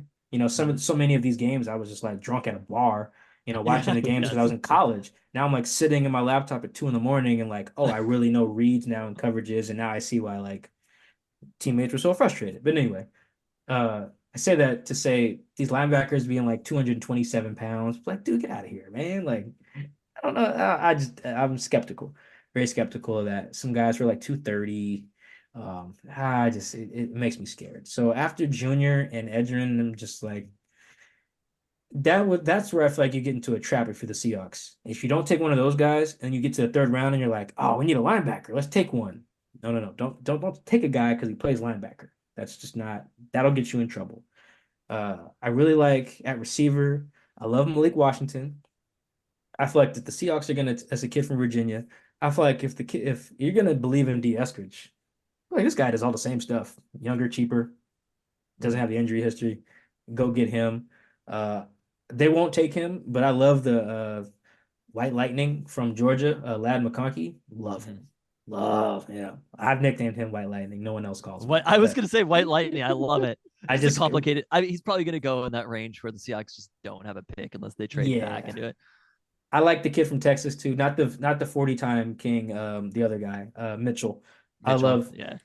that's another personal skill set bias. I just love guys who just go get the ball, like, high point it. I'm a sucker for that. If you can only do that, I'll draft you high. Like Yeah. I'm probably just, I'd be the wrong guy in the room to ask that if I was a GM. Like, hey, what do you think of this guy? And let's just have a cut up of him just high pointing the ball. Yep, third overall pick. I'll take him. That I that mean, that will be you said me you in the like Roma room. Dunze. I felt like Wait, Yeah, I love Rome. are we saying Xavier Worthy is the 40-time guy? because Yeah, I yeah. feel Didn't he run super fast? Worthy? He might have. Mitchell has the higher relative athletic score. No, but I feel like Worthy isn't he the guy who like broke the 40 record? I don't know. Am I Mitchell's number misremembering that? one in relative athletic score ahead of Rome Odunze. So Oh, let me. what did tell me what Worthy ran? I feel like he ran like 4.22 or something. Something Yeah, maybe. crazy. Yeah, okay. Yeah, Adonai Mitchell ran 4.34. Yeah, I think the other kid like ran something bananas, like 4.22 or 4.21. Yeah, you're It right. was 4.21. Yeah. yeah. So yeah, he is the 40 king. I believe he has the new record. I think he beat John Ross. But I like Mitchell. I think Mitchell is their like high point guy. Totally agree with you too. Probably in that same range where the Seahawks just won't Yeah, happen. you just And they can't. Yeah, took JSN can't last year, but him can't playing do at that. both Georgia and Texas in so many high leverage games with the athleticism, being able to go get the ball, like AD Mitchell to me he's going to be a star wherever he goes. Yeah, Keon Coleman, another guy. Like I just like that skill because I see the windows are so tight. Separation is just hard to like to keep getting. Whereas if you can just go get that joint, oh man. Terry McLaurin is really great at that. George Pickens, Devontae Smith, AJ Brown. It's one of the only main critique I have of DK, where it's like, dude, you're built to go do that all the time. All the time. I would trust you to do it. And they just don't even give him as many ops as he should. But man, he could be that guy. I love it. So yeah, those are my receivers that I like. I think oh, and the D tackles are like the kid like Michael Hall and Chris Jenkins from Michigan. I feel like if you don't take Byron or Johnny Newton and you get Chris Jenkins in the second round or third round, I feel like that's a good day. All right. Well, that's some names to watch then. This has been a really fun conversation. Always great getting insight from you and just catching up, Mike-Shawn. Oh yeah, love you guys having me. Appreciate it. Anytime. Thanks for doing it. Awesome. Thanks, Mike-Shawn. Well, great stuff there from Mike-Shawn as usual. I feel a lot more prepared for the NFL draft. Hopefully, everyone gets a chance to listen to us before the draft actually happens. Do we have, I just to wrap this up, you and me, I mentioned last week I was like, I'm not that excited about the NFL draft, and then all of a sudden I'm listening to like the Ringer NFL draft show. I think it takes so long to get there that Because if I draft spent season starts so early. if I spent more than a week thinking about the NFL draft, I'd be like, well, I've thought about the NFL draft and there's still another 4 weeks until it happens. So I think maybe I love the way that the NBA does it, where you're just like, the season is done, the draft is right there in front of you. Like it is in such a neat little package. And then it's like, all right, forget about the sport for like 4 months or whatever. Go have a summer. But except for you, of course. I mean, I have a summer as well, thankfully. And after, right? Because free agency is still pretty early in the summer. Yes. It's like go take August and live your life most of September. But enjoy sunsets. After that, like I'm pretty invested in these players, and all of a sudden I'm like, okay, I have this hierarchy of players who I want. And to me, I think trading down would be great. Cooper DeJean is one where I keep coming back where I'm like, I think Cooper DeJean would fit really, really well in what the Seahawks are trying to do right now. And I think he would be a player that we would fucking love in a way that like literally Mateo's asking my my favorite. He's like, who's your favorite Seahawk? And I'm like, it's Spoon. There's not a question. The fuck are you talking about? He's like, who's your second favorite Seahawk? I'm like, it's JSN. It is the two players we drafted last year, our number 1 and 2. I think Cooper DeJean could be in that mix for somebody who would just, if he plays well right away, could be like, I just am obsessed with this player. And no offense to Troy Fautanu, but like, I'm not going to love a guard that much. I'm trying to think of who my all-time favorite Seahawks guard was. I mean, it's probably Steve Hutchinson, I guess, even though he did kind of screw the Seahawks, but still Seahawks legend. I would be excited about Cooper DeJean as well, particularly if the Seahawks traded down, because again, the ESPN draft predictor says no chance he is taken before pick 17 and very likely to still be out there until the mid-20s. Not that you should rely on that necessarily, but the one question I do have is, do you think that the presence of Devin Witherspoon reduces his value to some extent? Because if the whole point is, look, you can move him around and use him all those different ways, like, well, we already have that in Devin Witherspoon. It's just like, can you have too many cookies? Well, what is your question here? We'll talk about that later in the pod. Oh, Lord. I mean, no, I'm not saying we have too many cookies. I'm just saying. Can the Peltoncast be too good? What are you talking about? Too long? No is the answer to your question. It's not like having two quarterbacks. It's not that it's bad to have them. It's just that like if you didn't have Devin Witherspoon, Cooper DeJean would be even more valuable to the Seahawks than he would be in a world where they already have Devin Witherspoon. I guess so, but we don't need the world where they don't have Devin Witherspoon. I agree. Like, I'm just saying they have Devin Witherspoon. You know, Devin Witherspoon's favorite player on defense was? He's not on the roster anymore, but his favorite player to play with was clearly Jamal Adams. Oh yeah. The two of them, that's what they were trying to do with The Jamal synergy, Adams, and yeah. it just didn't work. So Okay. I think I feel like there is a chance. You never know going to this, right? Like with all the players that you look at, I feel like we've never had a player where we're like, oh yeah, that's the one. Like maybe there's a handful. Are you joking? We had that last year. It was Jackson Smith and Jigba, and then they just drafted yes, with JSN, sure. They did the thing. Yeah, no, that was great. I loved it. 10 out of 10. I mean, I don't feel as strong about Cooper DeJean as I did about JSN, and we'll see. But like, I am now pretty excited about the draft, and I think it's just kind of like now it's here, and the waiting is the hardest part, as Tom Petty famously said. Not expecting a Tom Petty reference on today's podcast, but okay. There's surprises all the time. Should we get into? Do you have a player though? Because to me, it's DeJean. It's like that's the number one. It's Latu is my guy. But you know, like he had 23 and a half sacks in 2 seasons, and we didn't get this at UW because he was injured here. Like that should have been us. It is kind of funny because I would be more excited about Husky legend Latu than I would about Husky legend Troy Fautanu. Nothing just personal. like I would be great. I would be happy. Like sure, it'd be fine if they drafted Troy Fautanu, but it's just like I don't think that you should draft guards in the top half of the first round. I agree with that also. They're just not going to do it. That's the main thing to unless they do. They're not going to do it unless they do. I know this isn't going to happen. Mike-Shawn outlined how this wasn't going to happen. If there was a way to get Penix like a little bit later, it was funny. Mateo was talking about like he was like the Jets should draft Michael Penix. And it was like the last time I was like, that went great for the Packers. And he was like, Aaron Rodgers got so angry that he won 2 MVPs in a row. And I was like, actually, that did go great for the Packers. It did go great for the Packers. It 100% went great for the Packers. It's one of those stories where you look at it and you're like, yeah, he really showed them. And it's like, no, he didn't. He won 2 MVPs in a row, and now they have Jordan Love. It's like, I think and extra draft picks this year because they traded Aaron Rodgers to the Jets. No, it's actually like kind of it was like a Russell Wilson level. I mean, they still had to use the pick on Jordan Love, and it wasn't a Russell Wilson level, but he's closer to being paid level. But like, if Jordan Love is the best quarterback in the NFC, which he could be this next year, that is like a 10 out of 10 draft pick. But there's a story where like Blink-182's manager was like, hey, I don't think you have a hit yet. And then Mark and Tom, they were like, oh yeah. And then they took like 30 minutes and went off and wrote 2 songs that both became hits.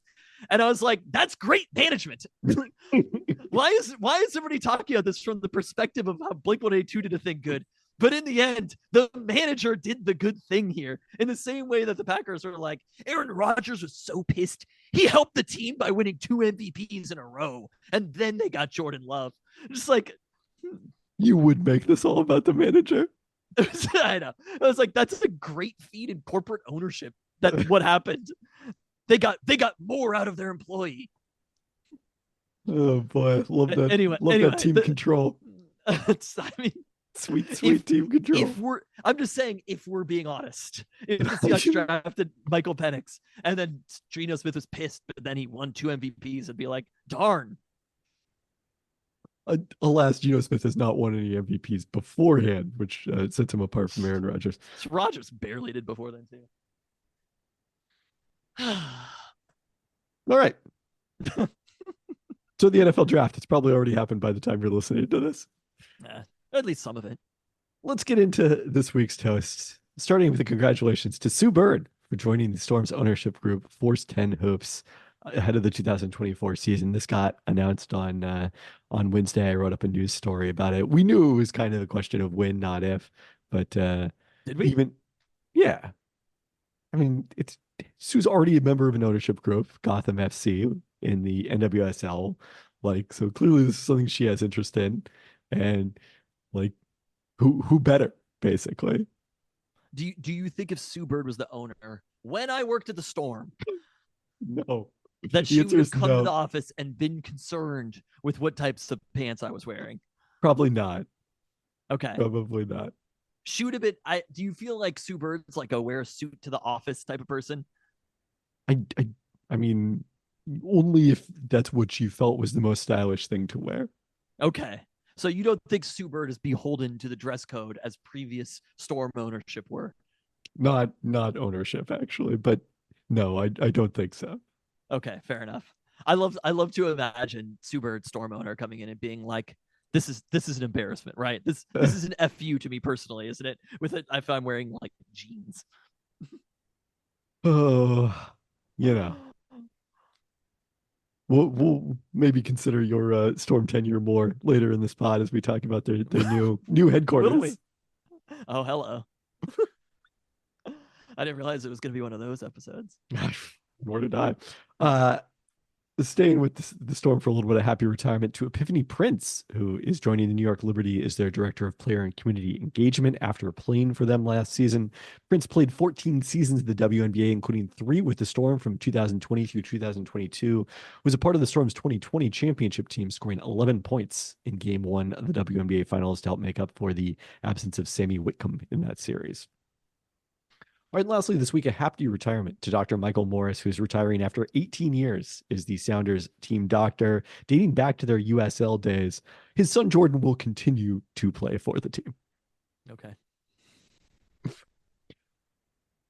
You talked about, can you have too many cookies? So it's time to continue our search for Seattle's best cookie, which took us this week to local bakery Costco. Local bakery Can chain you drop in? Costco. Is there music for keeping it 150? I don't think there was music. I don't know what kind of intro we had. Real heads know about keeping it 150. They sure do. Costco opened in 1983 on 4th Avenue. What? It's yeah. You're actually giving a background on Costco. Usually we Okay. have some notes about where the location that we're fair visiting, enough. and now has expanded to 861 locations.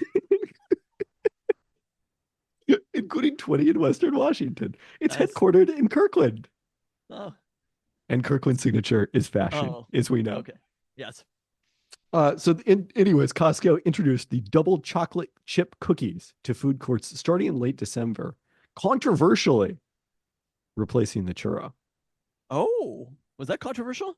Many people were unhappy about the loss of The the churro was online. kind of a staple. It was kind of a Costco staple for like generations, if we're being honest. I didn't realize, it didn't actually occur to me that it was replacing the Look, churro. they only have so many slots on the board there. It's got to be 1 in, 1 out. That's the only way it can work. In the Covington one, it's like around the corner, right? Like there's the signs that are right above the place that you get your food, and at the Covington location, it's like on the side. It's kind of an afterthought. Oh, interesting. The So they sign didn't just is. cover up the churro. No, I mean the churro. They might have been there also. I don't know where the churro was previously at the Covington location. So they're selling these cookies for $2.49 with both bittersweet and semi-sweet chocolate chips, all butter. They also advertise. These are very large cookies. I would say size-wise, to me, the comparison was the cookie at Met Market, which you obviously have never had because of your allergen concerns. Other people online were comparing them to crumbles. Okay, fair enough. Yeah, no, I think Semi-sweet that makes chocolate sense. chip. I don't know if I remember having that specifically. And they're serving them warm. They're kept under heat lamps after they're cooked. And I mean, I think the first thing we have to start with is like serving cookies warm, and this is true of the cookie as well. It's basically a cheat code. Like it's hard for a cookie not to be good when you're served warm. Sure. Okay. It's hard for a cookie not to be better if it's served warm.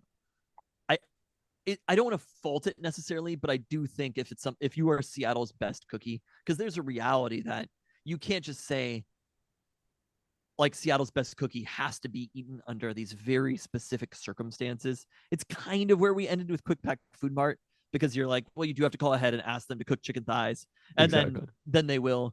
But at the same time, the chicken thighs would still taste good if they weren't extremely hot.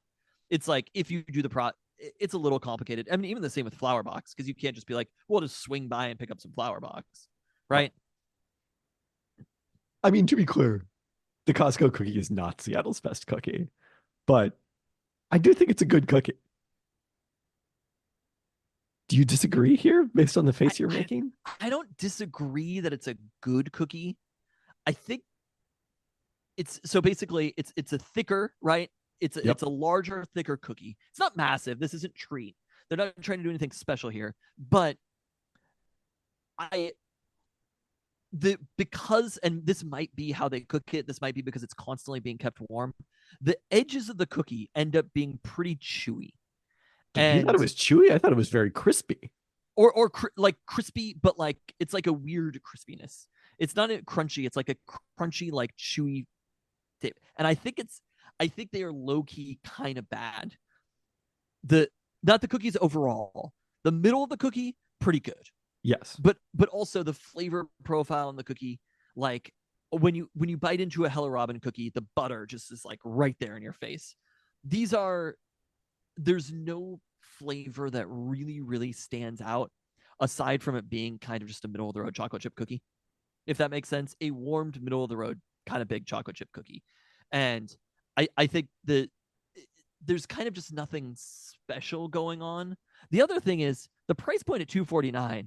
It's like almost double a hot dog plus soda at Costco. And I don't think you can use that as the reference point. So it's interesting because I was listening to the Food News podcast why can't recently. I use that as the reference point? Because if I'm going to Costco, I get it. You can tack that on, but it's almost by having the hot dog there, it makes everything else seem more expensive. I suppose maybe so. I mean, there was a discussion on the Food News podcast where they were saying that basically everything at the Costco food court is unusually cheap. Like it's a benefit of Costco membership. And I think that's true of the cookie or the hot dog rather and drink. It might be true of the pizza It's slice. true of the pizza. And the full pizza, it's a massive pizza for I think $9.99 for the full pizza. True. The quality. Everything else. It's fine. It's the pizza is obviously not Seattle's best pizza. But it's like all pizza is good. Pagliacci. All pizza is good, and this is better than bad pizza. I think it's a pretty good sized cookie for $2.49, all things considered. I just, if we weren't doing it, I went and got it again today because I knew we were talking on the podcast and I wanted to refresh myself. I'd gotten it before. I don't think I will ever have the Costco cookie ever again in my entire life. Oh, wow. So you're saying it's a no Peltoncast P? No, to me, Costco in general is all the Peltoncast peas you could possibly have. But by all the Peltoncast peas you could possibly have, you mean a spin-off podcast on the Peltoncast network? Yeah. Like, I love going to Costco. I would basically never go to Costco without going to the food court and getting something at Costco. But see, that's where we differ because I exclusively go to Costco immediately when they open. And the hot dog at 10 a.m. is just not speaking to me in the same way. I am not above a 10 a.m. hot dog or pizza or whatever. I don't even necessarily get the hot dog that often. I probably will more likely go for pizza, cheese over pepperoni. But something happened recently. I don't know if this is true at every Costco.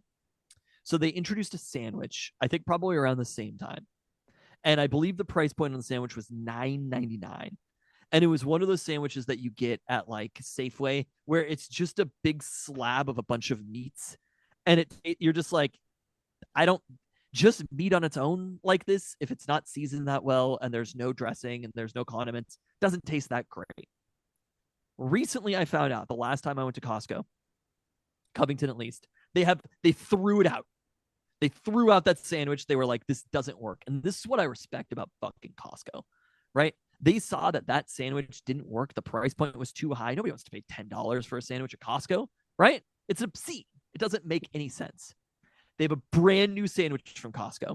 And that one was sort of like pre-wrapped or whatever. The brand new sandwich, I saw it on there. 2 different types of condiments. So it has mayo on the bottom and then like an aioli on the top. They are using the turkey that they serve, the deli turkey that they have at Costco, which is phenomenal, right? You've had the deli turkey. Yes.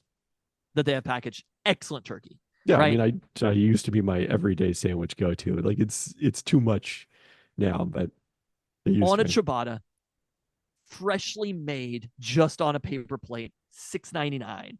I had it on Sunday, and it was one of those things where I was like, oh, I'll split this. I'll have half of this, and I'll have a hot dog or whatever. Ate the whole thing. It was a phenomenal sandwich experience. No, they used at to have Costco. like kind of like a chicken pesto sandwich or something like that. Yeah, Didn't so they? that was more an similar L. to That this. was the one that was gone. The Oh, chicken that's the pesto sandwich. $9.99 one. Okay. I believe so. And that one was not good. Is this hot or is this cold? A cold sandwich, Okay. but an Interesting. excellent cold sandwich. And it was enough that I almost got it again today. I had other food to eat, so I didn't because I was getting the cookie as well. But it actually was good enough that to me, it probably trumps the hot dog. Depending on what you're in the mood for. The hot dog, the pizza, and the chicken bake are all kind of a lot. If you want a food that's not kind of a lot, this was completely worth it. And I had the cookie, and I'm like, it's just kind of a shitty cookie. I don't know. It did not move me in any way. And to me, if there's a cookie where I'm like, I could not go to a Hello Robin or be near a Hello Robin and not go in a Hello Robin and get a cookie. Does that make sense? I do not have that level of self-control. I can't be near Doughjoy and not go get a donut. Top Pot also, right? Those types of places. If Well, I'm hold in a on. We're going to talk about vicinity- both of those locations in a second. But if I'm in a vicinity of one of those locations, or Chikorina, or Oh. Hello Robin, or probably Treat, I had a recreational Chikorina cookie over the weekend. It's pretty good. hell yes.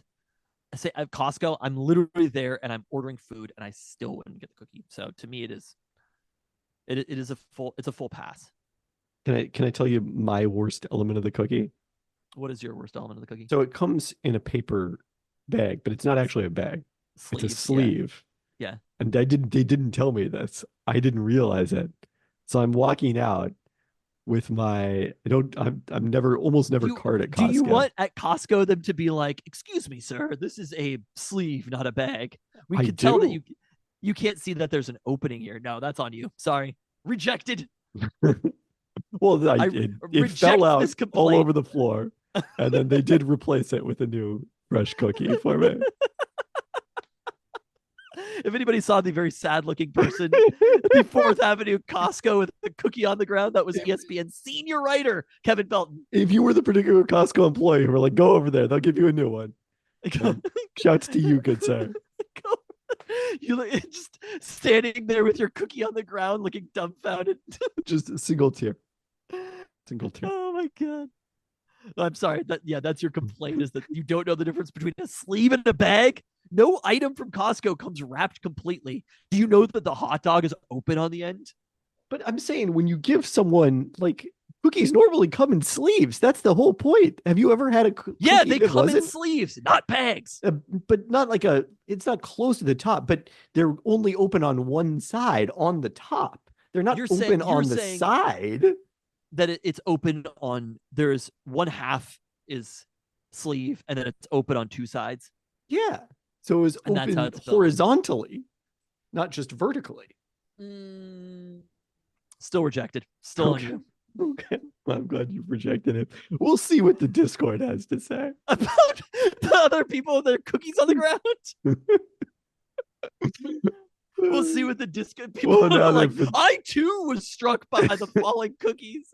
My son is also named Boyd.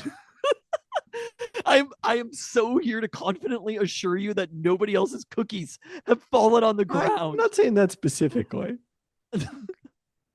You're like, and they don't even give you foil for the pizza. What do you expect? You have to apply your own lid to the drink. 3 sides. That's what I expect. Mr. President, I demand one more side on the bag of this Mike-Shawn is going to Costco demand a basketball hoop in the auditorium. It is a way more reasonable demand. Well, we're just doing that whole podcast and then we're talking after. Yeah. Oh man. I mean, the draft is occurring in, way less than 24 hours. I'm excited enough about the draft that it's one of those days where I have a hard time working. It's like me and Rangers playoff hockey, you know what I mean? I'm not taking the bet. We're an hour 20 into this pod. I'm not taking the bet. Okay. So you mentioned Joy and Top Pot. Both of those places are opening new locations. Neither of them, sadly, is in Renton, although Top Pot is the one chain that is Yes. in Renton. Bold enough to come to Renton, Washington. Thank you, Top Pot. Doughjoy is coming to Ballard in the former Scared. Cupcake Royale location. Well, Top Pot is headed back to West Seattle after the Elki location closed in 2021, this time in the Junction, according to the West Seattle blog. So we will have Doughjoy and Top Pot I didn't very even know near where each Top other. Pot was not in the Junction. Oh, it was on Elki, like on the water. I mean, I assume it was on the main drag of Elki, yeah. Yeah, I don't even really remember that. I feel like No, that's me neither. not I that's never not a was good there. donut place. That's not a good donut location. Not a canon location. It is funny that so Doughjoy is moving into the former Cupcake Royale, and just seeing the trend of desserts and how they've evolved, where it was like cupcakes were everywhere. Now that's gone, and now there's the donut places in there. That's how society is evolving. But at the same time, donuts are better than cupcakes, so who could blame Have to agree. Have to agree. I'm excited though about Top Pot being back, because again, the problem is this is the beginning of the West Seattle Donut Wars. And, wait, what's the line about the Clone Wars have begun? Yeah, the West Seattle Donut Wars they have not quite begun. They will begin, right? Because it's not open yet. But you're telling me that if you go to West Seattle, you have to make a choice between I'm sorry, Top Pot begun and the Doughjoy. Clone Wars have is the line, yes. Yeah, begun the Donut Wars have. I don't know. That might be too many donuts. Is that Cupcake Royale still there too? Yes, they will all be down the street from each other. It's not too many donuts. Wait, I take it back. You cannot have too many versatile corners and safeties, and you cannot have too many donuts. It's true because Doughjoy is not. I don't know actually. Are they open 7 days a week in that location now? But they're not open. No, I I think don't maybe think as so. I don't think late as Top Pot is. I think they're So. not open Tuesday, Wednesday, right? Sounds about right. All right. Well, you also cannot have enough games with Jonathan Classe on the roster. You kind of blindsided me on this one, but I'm going to blindside you with something. Okay. We have a segment that's going to return here. Are you aware of this? No. It's the return of Coach's Corner. Oh, wow. The people said it wouldn't happen. This weekend, I was tapped in randomly. I just found myself that there was flame. It was like there's an episode of Veep where Gary's outside in the country of Georgia or something for their first free and fair elections, and he's like, I got swept up and I think I voted somehow. That was me. That was me as a coach. The wind blew and all of a sudden I'm coaching children again. And I'm coaching a children's flag football team, helping out, assistant coaching a children's flag football team made up almost entirely of the same kids who were on the basketball team that I coached. Your guys. You know, I love my dogs. They're not my guys. They're my dogs. And you know, I love my dogs and I will defend them to the death. Right. Yes. My favorite thing about it was, so there's 1 hour practice. We're playing at Renton Memorial Stadium. There's 1 hour practice and then there's an hour of games right after that. It's first grade football. And so there was me and one of the other coaches, like he took half the players because we're installing plays into the playbook. And there are three plays so far. I'll let you guess what they are in a second. But the other coach was coming over to me and he was like, these kids, they don't listen to me at all. I can't get them to do what I want. And I'm like, I know. I'm like, did you think I was lying during like he literally the same dad is just like sitting there on the sidelines at every basketball practice paying no attention. And I'm there just being like, I'm in hell for an hour. Right. And then all of a sudden he was just like, I can't believe it. I'm like, did the last 3 months not just happen? Anyway, things have not changed that much. 3 plays that we have instituted into the playbook. All right. So you've got a straight handoff, I assume. Yeah, halfback dive or whatever. I'm not counting right or left. You run right or left, but an end around. Not an end around. A reverse. We are running a reverse, and then a play action pass. no play action on the pass, just like a slants play. Okay. But the center is eligible. My favorite thing about first graders passing is that The second that the ball is snapped, every single one of the receivers runs as far down the field as a person can humanly run, and thinks that they're going to complete. They're all wide open. Like, I'm not saying that they're not open, but the idea that another first grader is going to throw the ball through the air and have that other first grader literally like 20 yards down the field catch that football and not overthrow them or underthrow them or wildly miss them by like 10 yards is such a hilarious thing to imagine, because in their heads, these are like NFL football players. They are the Bills, right? Many of them are hoping Josh that the Bills Allen is playing quarterback. I mean, yeah, a certain, maybe Wyoming, Josh Allen, rookie season, Josh Allen is playing quarterback. The kid who's playing quarterback has a cannon. He's an awesome quarterback, but he is throwing the ball. He's a lefty too. I love it. He's throwing the ball so hard, and I'm like, you still are throwing the ball to first graders. If you're throwing the ball to me or to your dad, we will catch the ball. A fellow first grader will not.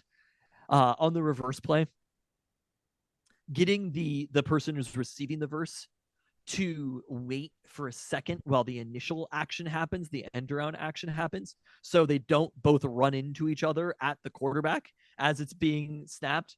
That's one that we're still working on. So we ran the reverse in the game one time, complete chaos. I believe it actually ended up being an end around. I don't think that the reverse action happened. I think it went to one player, never made it to the other player. Took it for a touchdown, of course. Because this team, as I mentioned, they all have behavior problems, but they are very athletic. First play of the game, it's us versus the Jags, right? Bills Jags kind of feels like Saturday playoff matchup. Yeah. That's like kick off the playoffs with the Saturday Bills Jags game.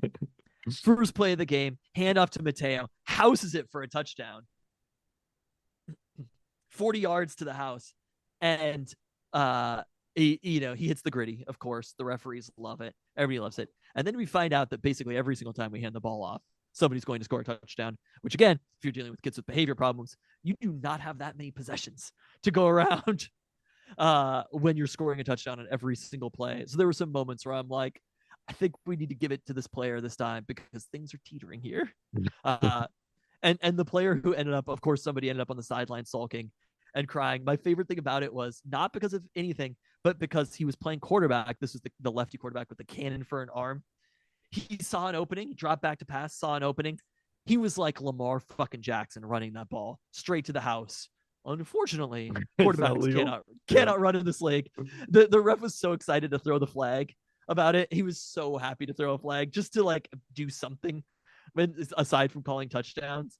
The kid sulked for like the next 10 minutes because he was so mad that quarterbacks could not run. We ended up crushing the Jags 31-12 in week 1. Wow. So we'll see. Strong start. I assume that I'll be back out there. I feel like this might be an undefeated, this is like 72 Dolphins territory. Well, there's a Seahawks team too, and we are going to. This is not going to be like Toronto again. Is it going to be? Hopefully, it's hopefully for your sake, it's also not like Tyrod Taylor and there was somebody getting pushed out of the end zone by Richard Sherman. Was that the end of that game? Am I remembering it correctly? Was that a Bills game? Monday night, right? There's a batted ball, right? That wasn't the Bills. Oh, batted ball was the Bills? No, the batted ball was the Monday night game where they batted it out of bounds. That No, was the Lions. Bills Seahawks was definitely a Monday night game in that era. I honestly remember very few Bills Seahawks games. I'm pretty sure this was like it was might have been the day before the election. No, was it? I swear the Cardinals game was right before the election. The 3-3 tie against the Cardinals. Yeah, Monday, November 7th. Okay. 31-25, Seahawks won. Rex Ryan was still coaching the Bills at this point. Oh, man. Let's see here. What was the final play? Yeah, Tyrod Taylor pass, incomplete short middle intended for Robert Woods on 4th and 15. So he was sacked twice before it. I think this had to be the push gate. Richard Sherman push eligible receiver. Was it because the quarterback was out of the pocket? Yeah. Don't be mad at Richard Sherman because he knows the rules. Yeah, that sounds about right. This is literally like exemplifying what Mike-Shawn, or no, was that after the podcast that he told us Yep. about Richard Sherman? It was after the podcast, yes. Okay. Mike-Shawn telling us about how Richard Sherman understood all of the rules and all the Oh, I guess it was at the end of the half, in the end of the game. Oh. he pushing people constantly. No, this was running into the kicker on the final play of the first half. And then at the end of the second half, yeah, Taylor's out of the pocket and he tackles. I guess it wasn't push out of bounds, but he basically tackled the Bills defender and a receiver in the end zone on the final play. Robert Woods. I don't think it was Robert Woods. The pass was intended for Robert Woods, but he was defending someone else. A different receiver. Okay. Yeah. All right. Well, yeah, There you go. that's we may have more coaches corner. People said it couldn't be done, but somehow, some way, I find myself coaching children. Moth to the flame. All right, now is it time for you have something else?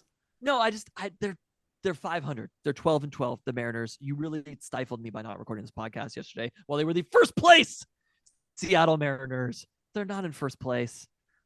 Things are fine. We can talk about the Mariners, but you didn't do hot takes because of this. I did not do hot takes because of this. My real hot take. Do you have a hot take? I didn't record any. I didn't write anything down, but my take is simple. They are who we thought they were. I kind of thought about that take too. They're not that good offensively. They're really good at pitching. They're probably going to be right in the middle of the playoff race the entire season. They are who we thought they were. And everyone who freaked out in the first 2 weeks of the season, you let them off the hook or something. Yeah, those people. So I don't know. That was the extent of the take. Yeah, that's really a hot take there. Team is as expected. Hot take here. Just see if Stephen A. Smith has thought of that one.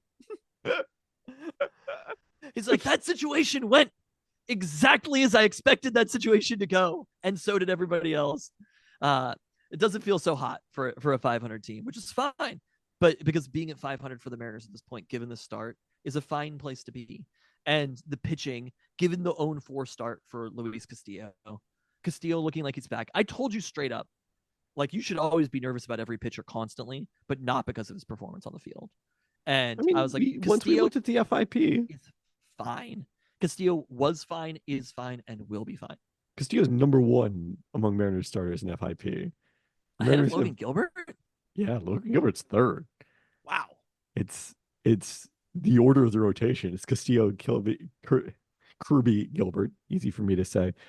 Those three are all in the top 13 in the AL and FIP. And Bryce Miller was in number 21 entering today. He'll probably go down a little bit. Like, their starters are healthy. Many starting pitchers are injured throughout the league. They have very good starting pitching. They're number 2 in the AL in overall staff FIP. I mean, the way that Gilbert is pitching, I see that his FIP is not, it's still the best of his career right now, but Gilbert with the 0.8 whip right now, like, Gilbert is, I mean, his start Tuesday was awesome. He's been dominant so far. Julio finally getting a homer felt like there's some energy back in the Mariners, and I definitely considered that the way that the Mariners started was sort of like UConn versus Purdue, like Iowa versus who's the team that Iowa lost to? South Carolina. Where you spotted them a little something, but the better team is just going to get there over time. And I think when you look at the AL West, the Mariners could easily run away with the AL West and win the division by 5-10 games or something like that. We might find ourselves in July and the Mariners have a 6-7 game buffer. I mean, that's optimistic, but again, I don't know if the Rangers bumped ahead of them. No, I guess because Houston was the team that was closest to them in Fangraph's playoff odds, since Fangraph's projections have been really low on the Rangers all season. So the one loss probably was not moving the Rangers ahead. I mean, that's also maybe the most important thing that's happened in the AL West is that the Astros are 7-18. Like, the trajectory of the division looks dramatically different than we expected because of that. So the Mariners are number one even after today's loss in playoff odds at 57%. Again, basically exactly the same as it was at the start of the season. Even the Astros still being at having a higher win World Series odds than the Mariners do at 7-18. I don't know. It's baseball, but at some point you kind of dig yourself a big enough hole that it becomes. The thing that they remind me of the most is the Warriors, though, is the Astros, where it was like, didn't the Warriors miss the playoffs like 3-4 years ago? And people were like, they'll be fine. Like, they'll be back. And then they kind of never were. At some point, you just get a little bit too old. No, they missed the playoffs actually 2 years in a row because they lost in the play-in 2021. Then they won the NBA championship in 2022. Then now, like 4 years after that, yes, they are out of the playoffs again. The Astros do feel very creaky. Historically, teams that have started this poorly almost never make the MLB playoffs.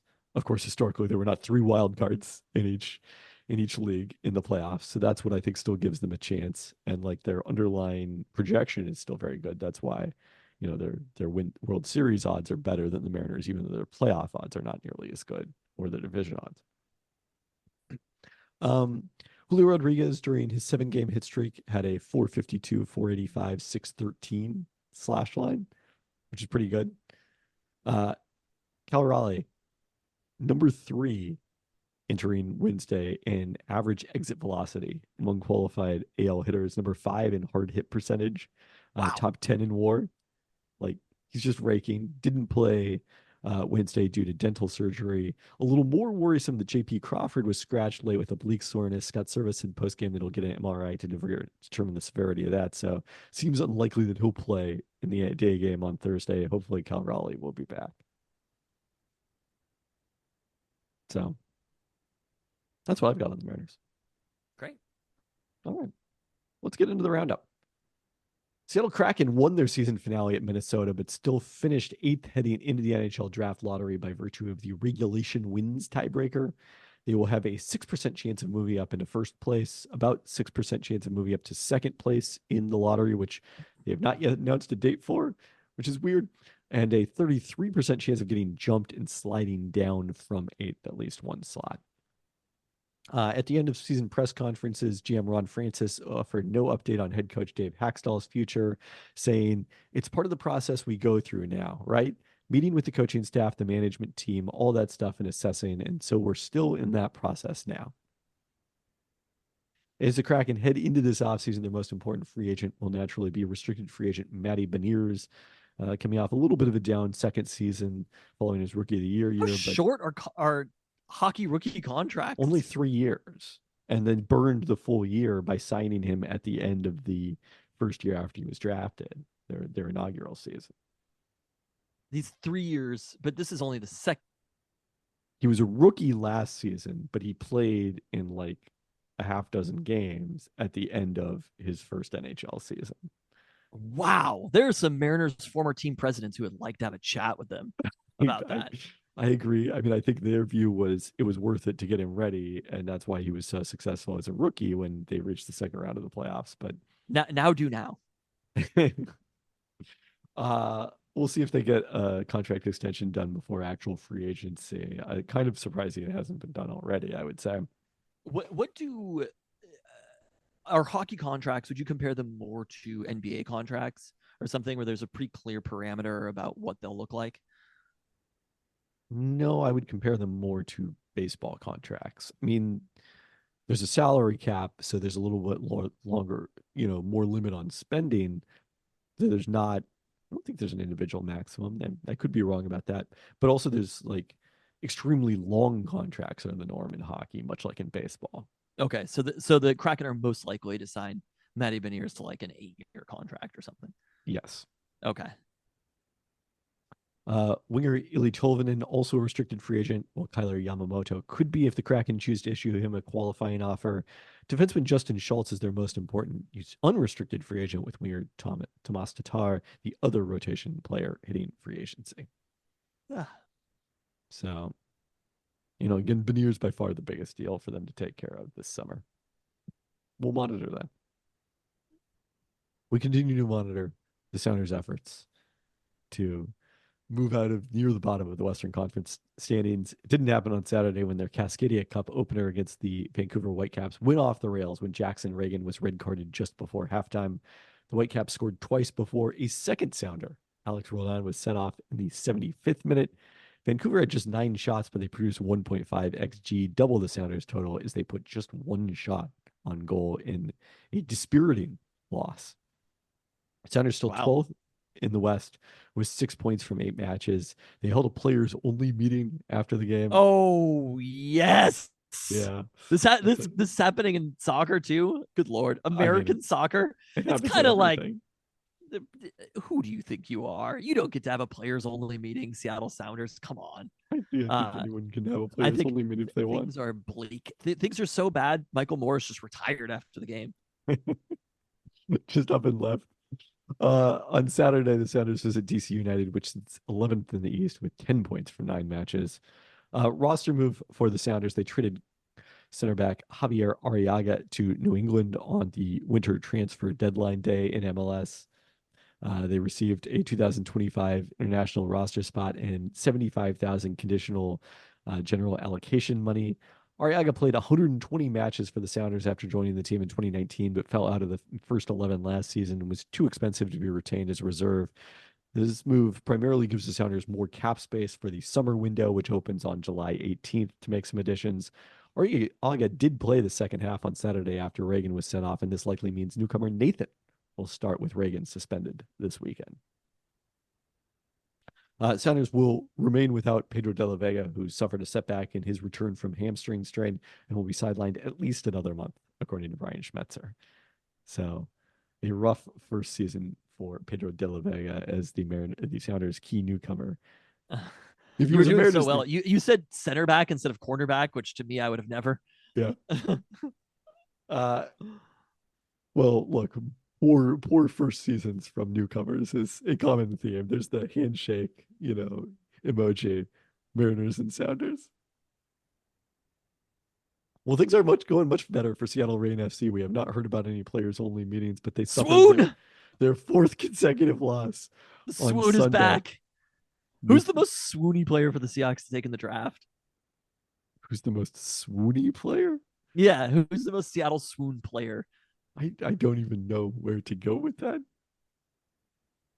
I don't. Yeah. I guess the answer is if the Jackson Powers Johnson with the first pick. There it is. Oh, you were saying that would be the example of the Seahawks. That would be the most Seattle swoon player. An Oregon offensive lineman. An Oregon interior offensive lineman with the first pick. I mean, we all know running back is it, but NFL teams have gotten a little bit smarter, or there just aren't any running backs this year. Or the Seahawks have taken too many running backs already. The last time we had a situation like this, we got a curse once upon a time. I remember. Seems like it's been all too often lately. And a young man transferred here, and the young man's name was Michael Penix Jr. Hello. And then the curse was reversed. There we go. Maybe I don't know. Can we time the Seattle swoon to when Kalen DeBoer took the Alabama job? Was Kalen DeBoer the linchpin holding all of Seattle sports together? Wow. I hadn't really thought about it. Anyways, this was the first home loss for the Reign after they lost 3 in a row. A lot of pressure on Will Rogers. Chicago dominated the first half, taking a 2-0 lead behind an Ellie Schlegel goal in the 4th minute and a Mallory Swanson score in the 31st. Ziara King got one back off the bench in the 79th minute, but the Reign couldn't come back to tie. 17-year-old forward Emery Adames made her first start in place of the injured Jordan Heidema and did impress. That was kind of one of the bright spots in this one. Reign are tied for last in the NWSL standings with the expansion Utah Royals, which is the only name they have not considered for the Utah NHL team, but are ahead on goal differential. Reign will visit the Courage this weekend, who are tied for 5th with 3 wins through their first 5 matches. Seattle Storm, I alluded to this in the toast last Thursday, unveiled the Storm Center for Basketball Performance, their new practice facility and headquarters. The business offices are all going to be there. This is across the street from the office that you once called home. Wow. At 3421 Thorndike. I still haunt that place. You're dead? No, it's just, my spirit energy. Energy's still there. You could feel it. You could feel it when you walk in there. I don't know that I felt they only won 1 championship after I left. They won 2 championships after you left. 2 of the 4. Swoon. Look, the Storm have not been affected as yet by this one. They managed to sign Nneka Ogwumike and Skylar Diggins-Smith in the midst of after Kalen DeBoer's departure. So I was, very excited to take the tour, see the new facility. I had seen the Las Vegas Aces facility last June when we were in Las Vegas, and was writing about the practice facilities and how this is becoming kind of the next arms race in the WNBA. The Phoenix Mercury are prepping to open a new practice facility that'll be the third exclusive for WNBA team. There's several jointly owned teams that share it with their NBA counterparts, but the Storm, the Aces, and soon the Mercury will be the three that have all to themselves. And a lot of teams like the Storm did before, where they were at Seattle Pacific, share a public facility. Not exactly public at SPU, but not their own space. And just the thing that stood out, I knew it was going to be nice. I knew it was going to be spacious and everything like the Las Vegas facility is, but there was, I think, a lot more care into kind of making this feel like a home for the Storm and really kind of represent the organization. There's, I don't know if you saw any of the photos. There's a skyline on one side of the practice courts. There's open natural light on the practice courts and in the aquatic room with a pool and the whole hot and cold tubs, as well as the player dining area. They have integrated into the design. Some of the stairs that lead down to the practice court are made of the court that was used at Key Arena, where they won their first 3 championships in 2004, 2010, 2018. Some really cool murals in the players' lounge that are inspired by the 2020 championship they won in the bubble. They won 3 championships after I was gone, right? You were there after 2000, or I don't know. I guess I don't know the timeline you were there. Were you there after 2010? Do you know the timeline before, you worked there? Before. Okay, so they won 3. Yeah, that's all. I'm really waiting for this bit of news to be angry about something, though, for you to get there. You talk about your positives. I mean, and the facility it's a big upgrade. It's an enormous, massive upgrade, and the biggest deal is for the players, but it's also like the business offices are a considerable upgrade over what they were formerly, and not that there was anything wrong with them by any stretch of the imagination, but just having everything under one roof. It's you would be sitting there at the front desk as everybody walked through all day in a different way than you were back at the old offices. Okay. You've got nothing. Have you mentioned this news? Oh, that Starbucks is on board as a founding partner of the facility and launched a Rebounds for Housing initiative that will donate a minimum of $20,000 to the Urban League of Metropolitan Seattle for unhoused services. So this is the first time that Starbucks has partnered with the Storm since the Sonics moved. Are you fucking kidding me? That they have no sense of what they did to basketball in Seattle. Look, maybe this is like a rejuvenation thing. They're coming back, but like amends need to be made so much more than this. Literally my entire take, I started writing it while we were with Mike-Shawn. I didn't have time to finish it. Was not about the Mariners, but it was about how horrible it is. Every fucking spring when the NBA playoffs start and we don't have a team in Seattle, the idea that they would come back and sponsor basketball in Seattle after ruining basketball in Seattle for a generation and a generation of people is so fucking offensive to me. I think it's important to note that Starbucks is not exclusively made up of Howard Schultz. Starbucks did not own the team. I understand that, Howard but Schultz still, just happened to. He doesn't run Starbucks anymore. Is he still the primary shareholder? Probably. He is still the primary shareholder of Starbucks. It's not like there's no Starbucks without Howard Schultz. Those two things are true. Are inexplicably are not inexplicably are inextricably linked to each other forever. The person who went out of his way basically to make sure that there is a team not in Seattle after him for the idea of small profits, I guess, not wanting to bother with owning the team. Not only that, I think it's But mostly ego, if we're to be honest here. he sold the team because of ego, because he couldn't get the arena deal done. Yes. Because he was too feckless as a politician, more or less, to get an arena deal done, and because he was too cheap to spend his own money on the arena, which, let me assure you, Howard Schultz has. Howard Schultz has the money. There could be arena. I was going The to other assure point you is- that it would be worth a lot more now.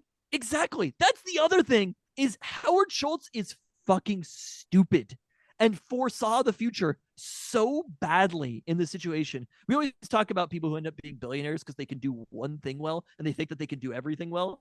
Howard Schultz saw that motherfucker so badly that he may didn't not even be able to do one thing well. May just have been lucky. Everybody, of course, like most billionaires were just lucky. You don't get to that level without being basically lucky, but saw the situation so poorly and meant that for 16 years now, I have to go into the playoffs and an entire generation of children or whatever, they're not young anymore.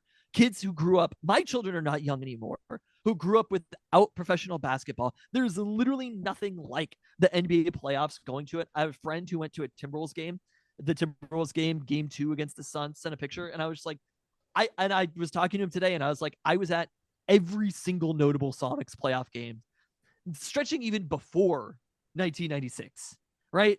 Maybe not every single one in that time period before that, but we were at many playoff games pre-1996, and then basically 1996 on, every single notable playoff game that happened in that time period. And here I am now, and it has been 18 fucking years, and I've been to one playoff game for the Blazers against the Thunder, and they are still playing this team that exists for the Thunder. I will never give this up. Till I am dead, I will never give up my hatred to the Thunder. They are still benefiting Are you from hunting moves them as well? I wish. They're still benefiting from moves that happened way back to that Sonics roster. Like, you could start the inflection point is that Sonics roster to fucking Chet Holmgren now. Anyway, this is fucking bullshit. I mean, it's more directly Shea Gilgeous-Alexander, the fruit of a series of trades that began with signing and trading Rashard Lewis to Orlando in the summer of 2007. I understand why you have this reaction. I don't think that the Storm should be forced to not. No, I'm not. Be able I'm to not get saying the Storm go get money. The initiative is good and fine, but the amount of money that Starbucks should be paying for this is like the retribution that they owe to basketball in the city of Seattle is far greater than this. And like, there's no brownie points for Starbucks in this one. Like, this is a tiny bit of the iceberg. Okay. Storm also signed Quay Miller to a training camp contract. The undrafted rookie from Kentridge played 2 years at UW to start her career, then transferred to Colorado for a final 3 seasons. Was part of teams that reached the Sweet 16 each of the last 2 years. Miller averaged 13 points, 9 rebounds a game in 2022-23. That was her peak before those averages dropped last season. Storm actually could have added a couple of more players to the training camp roster, but to reach the maximum of 18, but had one spot open because of the fact that, as we talked about last week, Mackenzie Holmes, their 3rd-round pick, will not report to training camp this year. She undergoes knee surgery. We love to see a Lancer on the roster. You're in the Kentridge area, right? Oh yeah, no, You're- I'm about big Kentridge at this point. And until you send Luca to come live with me and go West to Seattle High School. School. Yeah. All right, UW softball, back to a familiar theme. The Huskies took the first 2 games of their series at Cal, then lost the finale. They won those first 2 by a combined 18-7 margin, with Brooke Nelson slugging a pair of home runs on Saturday to lead that win. Then lost 4-3 on Sunday despite another Nelson homer, as Cal walked it off with 2 outs in the 9th. After that loss, the Huskies dropped 2 spots in the rankings to number 10. Ahead of a crucial series this weekend as they host Stanford, which comes in 1 game up in the Pac-12 standings in second, meaning the Huskies need to win 2 out of 3 to even things up and claim the tiebreaker. UCLA is first in the Pac-12, 3 losses ahead of the Huskies. UW men's basketball, lots of comings and goings. Will Conroy announced he's joined the USC coaching staff under Eric Musselman. And additionally, Scott Wolf of Inside USC reported Sunday the Trojans also want to hire Quincy Pondexter as part of Musselman's staff. They really liked what they were seeing here in Seattle these last couple of years. There was someone who was like, "Oh, these are the coaches who got Mike Hopkins fired." I'm like, "No, Mike Hopkins is the These coach are who the got Mike Hopkins." coaches, Will Conroy and Quincy Pondexter. I Like- assure you are not the coaches who got Mike Hopkins fired. Look, evaluating a head coach based on the team's record is dubious. Evaluating an assistant coach based on their team's record is laughable. It is Yeah. preposterous. Who said that? This like random internet troll commenter. No, it was like A legit person. This wasn't like your hot take guy that you did earlier. No.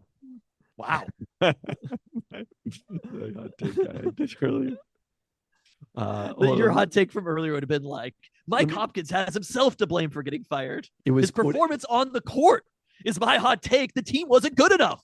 It was, quote, a Big 12 assistant coach who anonymously told this to Scott Wolf of Inside USC. That sounds made up. But obviously you see the Jen Cohen influence here in Will Conroy and potentially Quincy Pondexter ending up at USC. So interesting. Corin Johnson is headed to Louisville. I mean, good for Corin Johnson. Like, it would have been nice for Corin Johnson to have come back, but I go play at Louisville. Who is coaching at Louisville? I did not remember that as part of the carousel. Pat Kelsey, who was previously at Winthrop, took over at Louisville, but it's an NIL collective that has a lot of money to spend. So Corin Johnson, one of their big and also transfer it's like candidates. one of the most storied programs in the country. Yes, without question. And then there's actually, I don't think there have been that many anymore, but there was the Seattle to Louisville connection for a good chunk of time there. Peyton Siva. There was someone else, right? One more. Yeah, there was one more player. It's going to bother me if I can't think of it before the end of this podcast. Braxton Mia had submitted a notification of transfer while saying on social media that he'd left the door open to a return. Notably, the Fresno native played his AAU basketball for Pondexter. So if Quincy Pondexter does end up on the USC staff, wouldn't be surprising to see Mia head there as well. Huskies have added a transfer. Butler guard DJ Davis committed to UW on social media. The Riverside County, California native played 3 years at UC Irvine, where he averaged 14 points per game as a junior when he became a full-time starter, before spending 1 season at Butler, averaging 13.5 points per game. A strong shooter who hit 38% of his threes at Irvine, just 35% last season, but also an 89% career three-point shooter. Davis primarily a shooting guard at 6'1", so it'll be interesting to see whether they can put size alongside him in the backcourt as the roster starts to come together for Danny Sprinkle. One player we're still waiting to hear on is Sprinkle's former Utah State great Osabor. Jeff Goodman of Field of 68 reported earlier this week that Osabor will take transfer visits to 4 schools: Kentucky, again Louisville, Texas Tech, and UW will be his final visit. A lot of brand new coaches, right? Yeah, I don't think Texas Tech changed coaches, but the other 3 all with new coaches. And Kentucky very active in terms of recruiting transfers at this point under Mark Pope. I'm going to deem that news not great. Not the best. I mean, supposedly the rumor before that had been that he was headed to Kentucky. So the fact that he's even taken this many visits, maybe. Oh, great Osabor was already, it was done. It may be a positive sign that he's even visiting. Swoon. I thought this was locked. It was not locked. I've got my Noah Fafita poster behind me. That heroic villain. And great Osabor. It's like 3 Husky legend. Someone forgot to tell him. Football has added a couple of transfers. First off, Miami lineman Logan Sangapolo, who told Dogman.com the UW coaching staff plans to convert him to the defensive line after he previously played offensive line.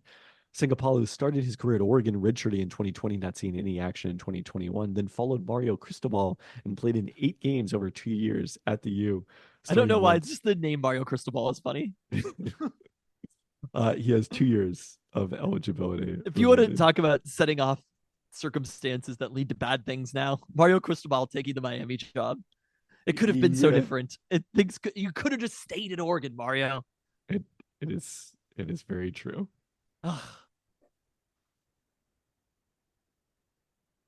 Also committing to the Huskies is a transfer Portland State offensive lineman D'Angelo Tidiale.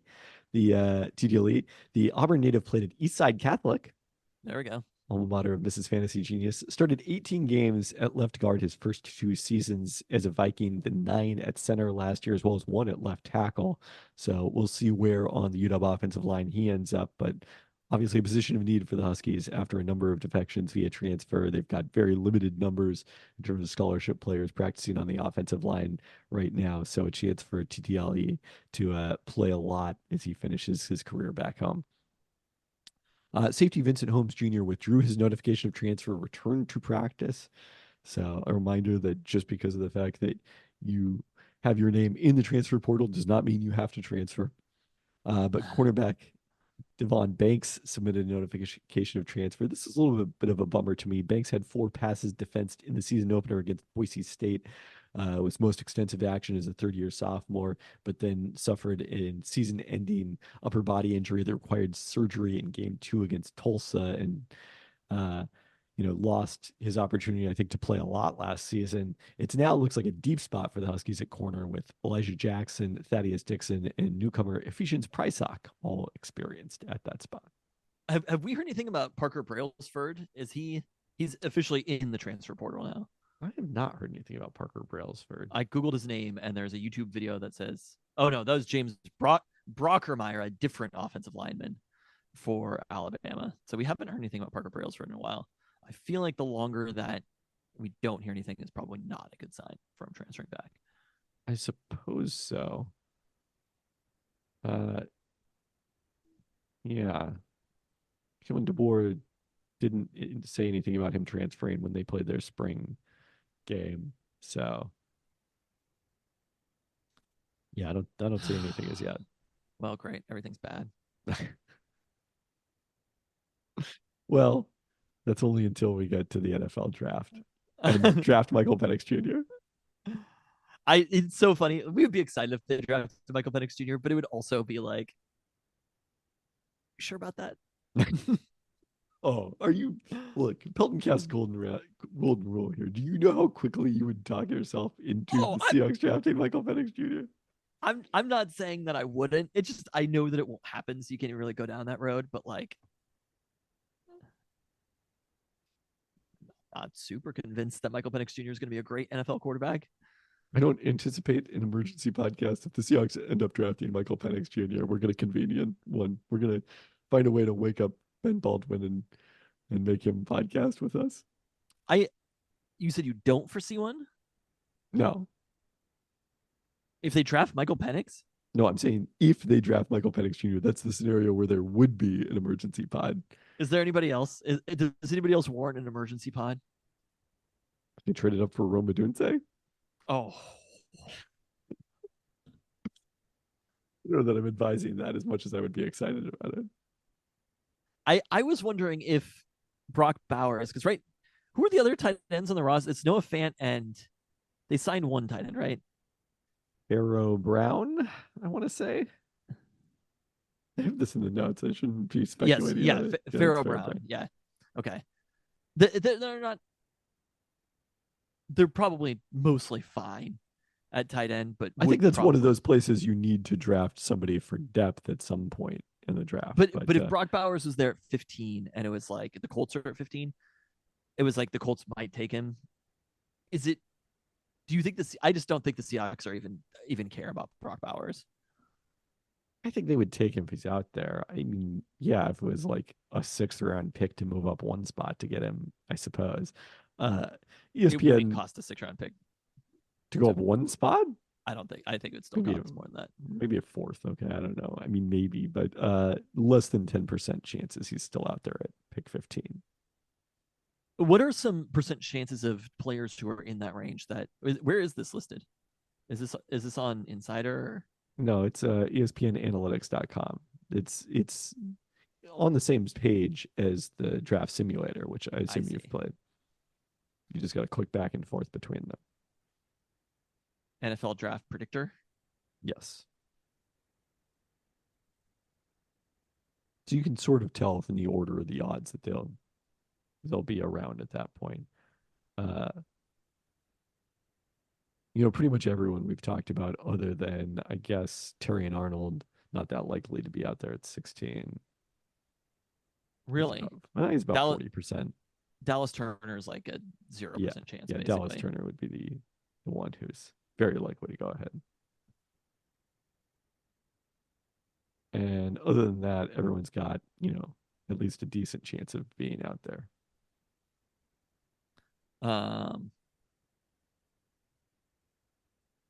We definitely want Olu Fashano to be drafted higher. Yeah. That's what we're looking for. What does it have for Penix? He's like not even. But the quarterbacks also have like a really wide range because of the fact that, which I think does reflect accurately, there's a small chance he gets picked at 13 by the Raiders, and then there's a small chance he's out there in the second round. It's like, yeah, they list like could go anywhere between 11 and 47 is the range for Penix. Yeah, I think that feels fair. Are these based upon mock drafts that have happened that people have done, and it's just like a massive amount of data? They're based on ESPN mock drafts and then the ESPN player rankings. And so like AD Mitchell, there's like 100% chance that he'll be out there. And Fautanu, they're kind of right in the mix. He's most likely to go like pick 18. All right. Well, I look forward to it. I think it'll be fun one way or another. Yeah, either way, the Seahawks will be adding players to the roster. They probably won't draft a running back. So, get that going for us. I did have the thought that this is, and I'm curious if this is a long-term trend, but this is the first truly modern NFL draft. When you look at the positions that are being valued, it is all the positions that should be valued in modern NFL. And it's like, is this just the way it shook out? Or have NFL teams finally gotten smarter? Because there's really not a running back to be found. There's not a conversation about a running back. Same with linebackers, same with safeties. Like every player. I think it's the way it shook out. I don't know if you're aware of this. Several running backs were drafted in the first round last year, and people think that those were good picks. So it's very strange that the way that it shook out this year is basically almost every player who's expected to be taken in the first round is at what would be considered generally a premium position, or the type of position that warrants both the combination of the draft pick plus the salary that comes with the first round pick. Except for the position that everyone thinks the Seahawks are going to pick. Guard. Yes. And I mean, even possibly tight end too. Those are kind of the only two, but I mean, for the most part, tight end is an interesting one because if you knew that a tight end was going to be really good, clearly they would merit a first round draft pick. It's just that for whatever reason, we have been very bad historically at sorting out the elite tight ends from the merely good ones. Yes. Which is why Noah Fant and TJ Hawkinson were first round picks and Travis Kelce and Rob Gronkowski were not. Granting that Gronk was injury related in part. It's still a slightly less valuable position though than edge rushers, quarterbacks, receivers, tackles. Slightly. But for the most part, the entire first round is like pass rushing, 3 techs, edge rushers, wide receivers, tackles, quarterbacks. And the second contract data that Ben Baldwin has been accumulating suggests that interior defensive line is almost as valuable in terms of your second contract as edge rush. Interesting. Which is part of why I'm on board with drafting interior defensive line. I think that would be totally fine. I like the idea of taking Johnny Newton at pick whatever they trade down to. Yeah, I just learned of him today, but you knew who he was. I mean, I'd seen his name, obviously. Like as Mike-Shawn said, I went back and looked at Mina's tweets. Like I saw all of those. I just didn't like process who this is. Now I actually know who he is. Is like the idea of having Spoon and him would be pretty cool with it. He was more productive as a pass rusher than Byron Murphy II, for whatever that's worth. And more so than Madubuike in college. Well, Justin Madubuike is like, he was picked 71. Right. I don't think that Justin Madubuike's growth, I think you could give Mike McDonald credit for it. He gets a lot more sacks the minute Mike McDonald arrives. Well, let's hope that's true of Leonard Williams as well. On that note, thanks for listening. Enjoy the draft.